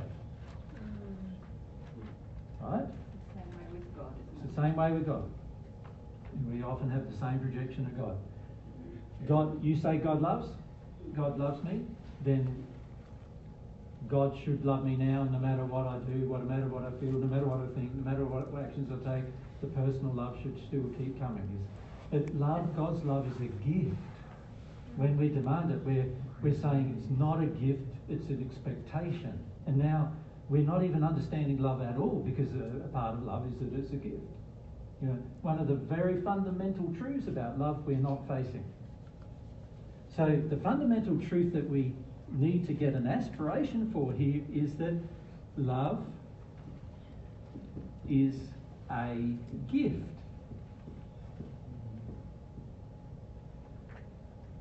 That's the truth.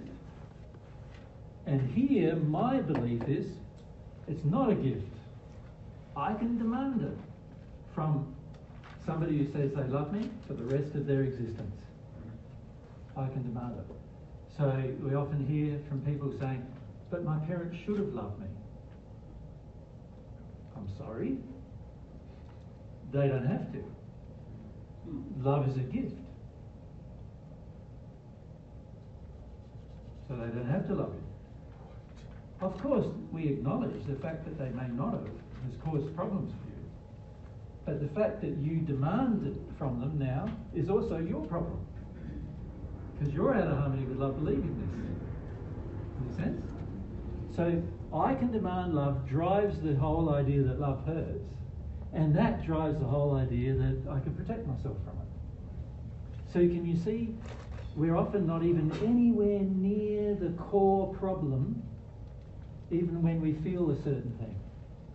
So I'm crying, I'm feeling my emotion, love hurts, oh, it was terrible. You know, Mary left me. You know, she left me for some guy down the road. Isn't it terrible? And so I'm crying, you know, about how bad it is. And every time I think of Mary, I just feel like crying again. And then every time I think about loving somebody else, I just go, oh, but I want Mary, you know, but she doesn't want me. And isn't it terrible? And, you know, so I'm crying. So I'm in this love hurts place, which is actually just a reinforcement of my false belief. Right? And so after I feel that long enough, generally, because nothing's getting released, I then develop this. Yeah. This other false belief. To protect myself from love. And I'm going to protect myself from people loving me in the future. But Heather kind of nailed it the start of the process before when you said I have to connect to the pain of having the belief that love hurts. Because that's the start of this process, is it not? Right, that would be the truth. This belief is actually creating pain, not love, the belief is. Yeah. But what we often do is the opposite to that. When we're feeling the emotion, we're not feeling the love hurts belief is the thing causing me pain. We're often saying to ourselves, love does hurt. That's why I'm in pain. Which is not the same thing. We're saying two completely different things, logically. Right. And then we take it even further and we go, let's create another false belief to support the fact that my earlier false belief was too painful to feel. So now we've created a layer of false beliefs upon other false beliefs. Right? And people do this all the time. All the time. So we get a layer and another layer and another layer. And now, when we say let's, and then we hear divine truth and go, oh, we've got to feel our painful emotion. So you know what happens? I start feeling my painful emotion that love hurts. So I feel that. I feel that a month, 2 months, 3 months, 4 months. Let's say I'm humble enough to even feel it for that amount of time. After 3 or 4 months of feeling it, let's say you're crying every day about love hurting for 4 months. Huh? And then you get to the point where you realise that actually nothing's changing. Nothing's changing. And at that point you can take two different directions. You can go, well, let's create the belief that supports me not feeling that hurt anymore, which is this one saying, I want to avoid this one by creating this one. I want to avoid love hurts by creating protection. If I create the protection, then I won't have to feel love hurts anymore, because I won't ever be in love again. Does that make sense? And so we create this one. So that's one direction we can take. That's an aspiration to avoid the painful emotion that we're feeling. It's a negative aspiration. It's going to lead us to a darker condition with less love in our lives. But we don't see it like that. We think it's protecting us, it's helping us. So we create it and we live in it. So that's one way. The other way is to come to the truth, which is, I think that I can demand love. And so when this person loved me and then they stopped loving me, instead of thanking them for loving me for a period of time, I'm angry with them for stopping loving me, which meant that I demanded that they love me, which meant that I didn't really understand love in the first place. Make sense? And when I start realising that, I go, what is the true belief? See, up until this point I haven't considered what the true belief is emotionally, because I'm so embroiled in love hurts, in that false belief, and then embroiled in maybe protecting myself from love because it hurts so much. I haven't even considered that the whole reason why I'm in the pain of love hurting is because of my own false belief about love. I haven't even considered that. I've just dismissed that out of hand, right? But now that I can see, I can demand love, and I go, let's look at the truth. Logically, so truthfully, is love something you can demand? When you start analysing that, you go, if I'm demanding it, then I'm not going to appreciate it as love. And also, love is a gift. It's a feeling somebody can have for me or choose not to. The fact that I'm demanding it is against the concept of free will, in that somebody can love me one moment, so it's against free will.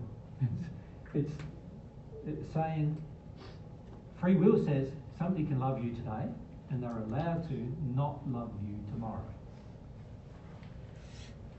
They're allowed to. Because love is a gift. So they're allowed to not love you tomorrow. But I'm thinking, no, that's not true. I want the contract. I want the marriage signed, sealed and delivered. I need the marriage. You look in your country, and ours too, how many young women in particular aspire to be married? What does a marriage mean? It means that you're guaranteed you won't get hurt by somebody not loving you anymore. That's what they want. They want this belief, to retain this belief, to be guaranteed that there's no future possible withdrawal of love. But to give that guarantee, you'd have to not have will. People are allowed to choose to do what they want with their loves. And if one day they want to love you and then the next day they want to love Mary instead, they're allowed to do that, if that's what they want to do. Right? It's not even a sin for them to do that. It's not even a sin for them to one day love you and the next day love somebody else.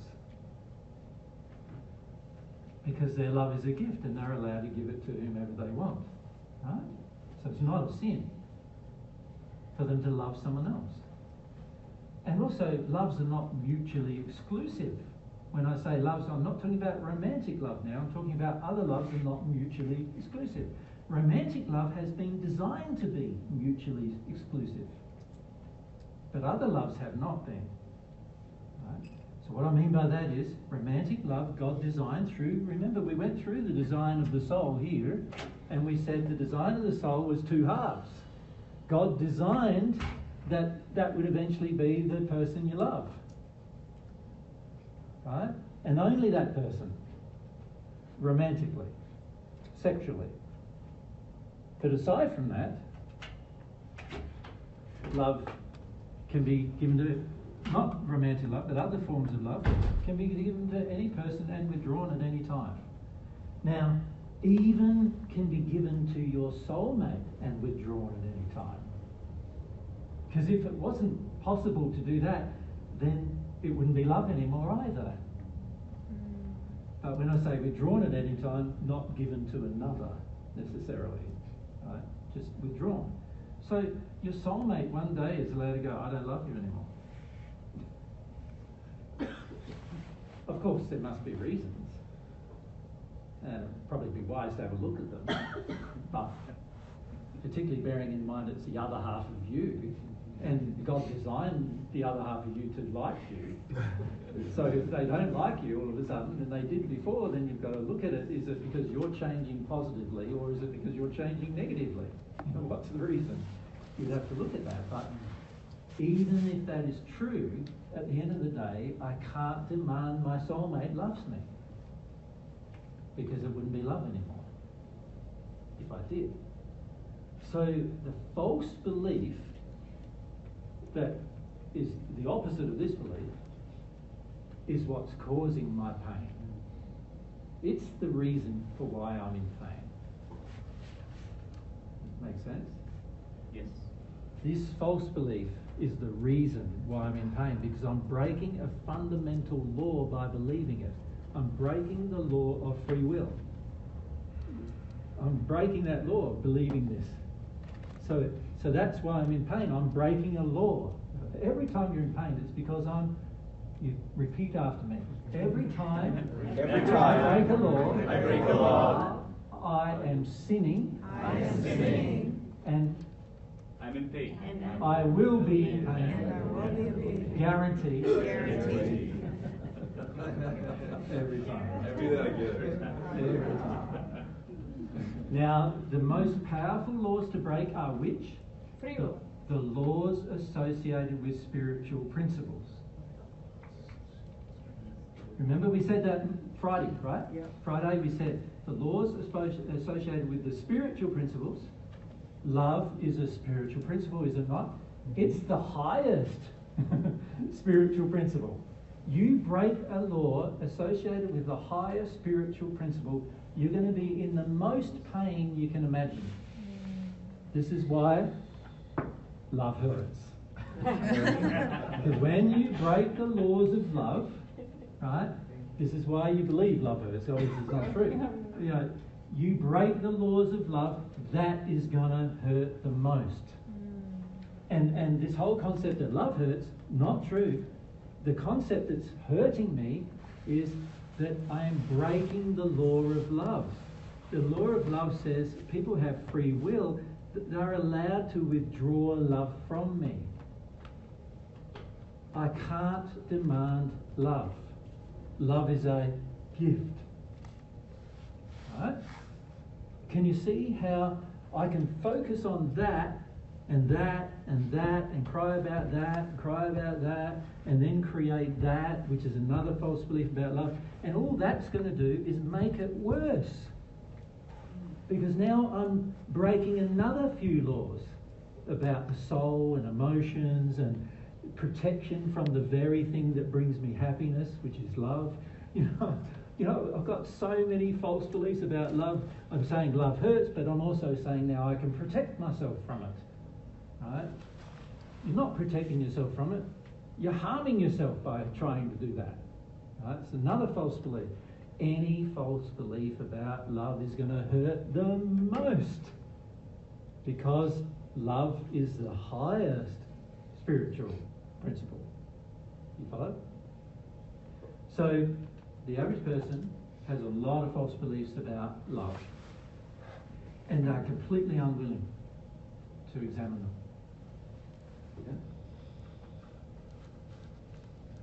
Yeah? that's why this whole aspiration is so important. That's right. Towards that. Towards that. Examining it. Yeah, towards that. Particularly one principle. Can you see the spiritual principle of love? If you do not grasp the principles surrounding love, you are going to create for yourself the maximum amount of pain, because it's the highest principle, right? And the belief that you can protect yourself from it, and another belief that love actually hurts, which causes you to believe you should protect yourself from it. All of them are false beliefs, and so all of them are actually the cause of your pain about love.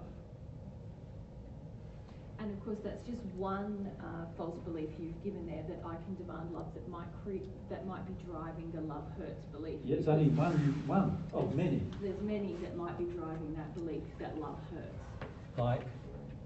Well, it can be that we've mislabeled love, can't it? This is also very common. Okay. My version. What others taught me was love hurts.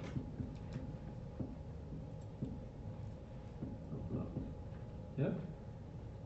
So I'm holding on to a version of love and saying that hurts. So that's love and it hurts. That's love and it hurts. That's love and it hurts. Instead of examining what is my version of love, is that really love? Is my version of love hurting? Yes. Because often our version of love does hurt, but it's not love's fault. Yes. And can we put love in quotations, because actually love never hurts. The actual truth is love never hurts. Ever, ever, ever, never hurts. That's the truth. So if love is hurting me, it can't have been love. You understand? It must have been love, but it's over now. There's all this anguish, right, in the message. Yeah, it's hurting them. It wasn't love you're singing about. Does that make sense? Yeah. Because if you feel hurt by it, or the withdrawal of it, then it means it wasn't love anyway. Make sense? Yeah. Now, I brought up that's just one belief. One. Just one belief about love. Just one.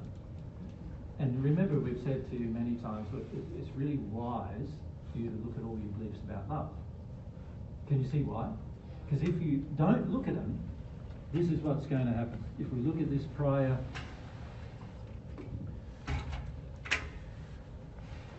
diagram, if we don't access the truth about something, and we're not humble about the thing, and we don't understand what love actually is, then no soul aspiration is going to develop. And if that doesn't happen, then what are you left with? Your soul condition. It's going to just stay the same. And it will stay the same as long as your aspiration does not change. That's how long it will stay the same. So people often say, how long does it take for a spirit normally to make changes in the spirit world after they pass? And sometimes I give different examples, but the basic fundamental answer is until their soul aspiration changes. Now, for some people that's 10,000 years. Some people we know from the first century haven't changed yet. Other people it's like 1 or 2 years, because they exercised an aspiration to change, right? And their aspiration was strong, so they decided to make the change. Right? So how long you stay in your current condition is completely determined by how long it takes for you to have an aspiration for a different condition.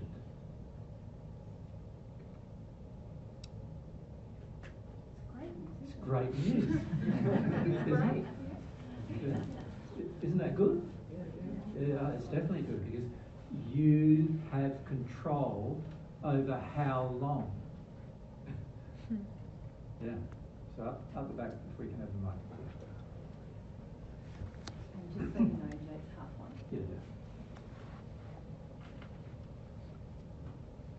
Thank you, Jesus. Thank you, Mary. You said the soul aspiration is a feeling process. Does that mean that it's possible that we could have right now soul aspirations that we maybe don't know cognitively yet, that this has to do with a relationship with God? Completely possible. Or longing for a soulmate or passion or truth? Completely possible, yes. Just because your mind is not able to sense something, it doesn't mean that it's not there. Your mind is really incapable of measuring emotion. So you can settle with your feelings and you would know it's there though. Right? An example of that is the minister we met on Wednesday. I could feel in him that his soul does not agree with the questions he was asking us. His soul doesn't agree. He had different aspirations in his soul than what he had in his mind. His mind aspirations were driven by his intellectual beliefs, and his soul aspirations were driven by his emotional beliefs. Right? So that's interesting. Every person you meet is like that, pretty much, where they might have aspirations in their soul that don't exist in their mind and they're not aware of. If you read the Paget messages carefully, there's many times when we've said that. Oh, that person thinks they this way, but their soul feels very differently. You see, a lot of people learn a belief system on earth, whatever the belief is, about love or about religion or some other thing. They learn that belief system and they have a lot of reasons why they want to retain that belief system. But in their heart, their emotions, they are very suspicious of their own belief systems. An example of that is the average Christian does not accept the Trinity in their heart. They just don't. They can't see it being logical.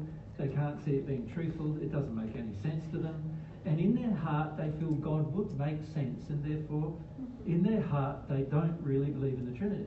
This is why they're going to argue so much for it in their mind as a belief.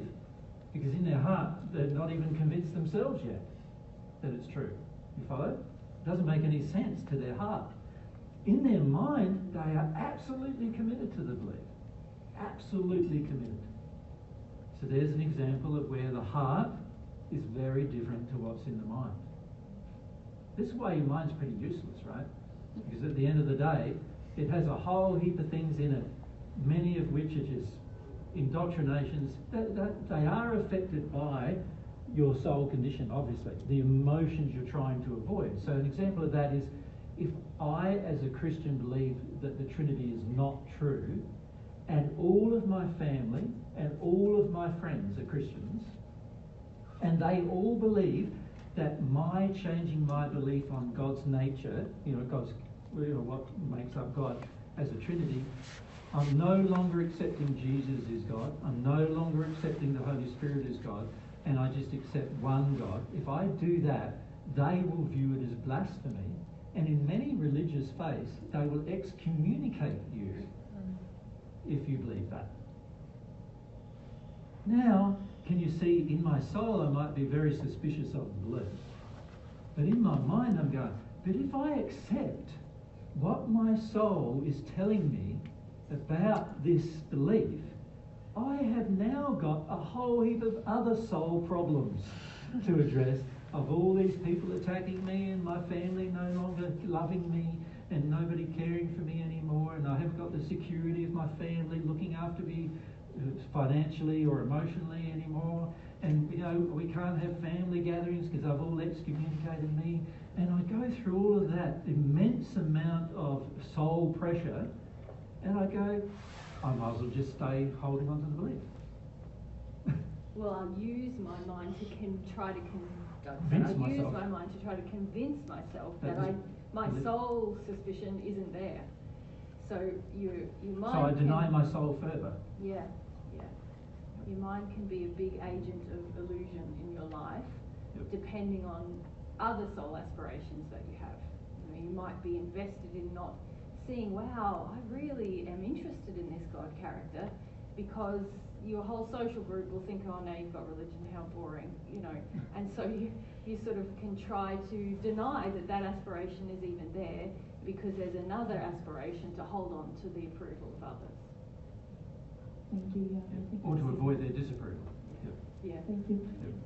So yes, it is true that your soul, you may not be aware at all about your soul condition or its true sense or aspiration even, right?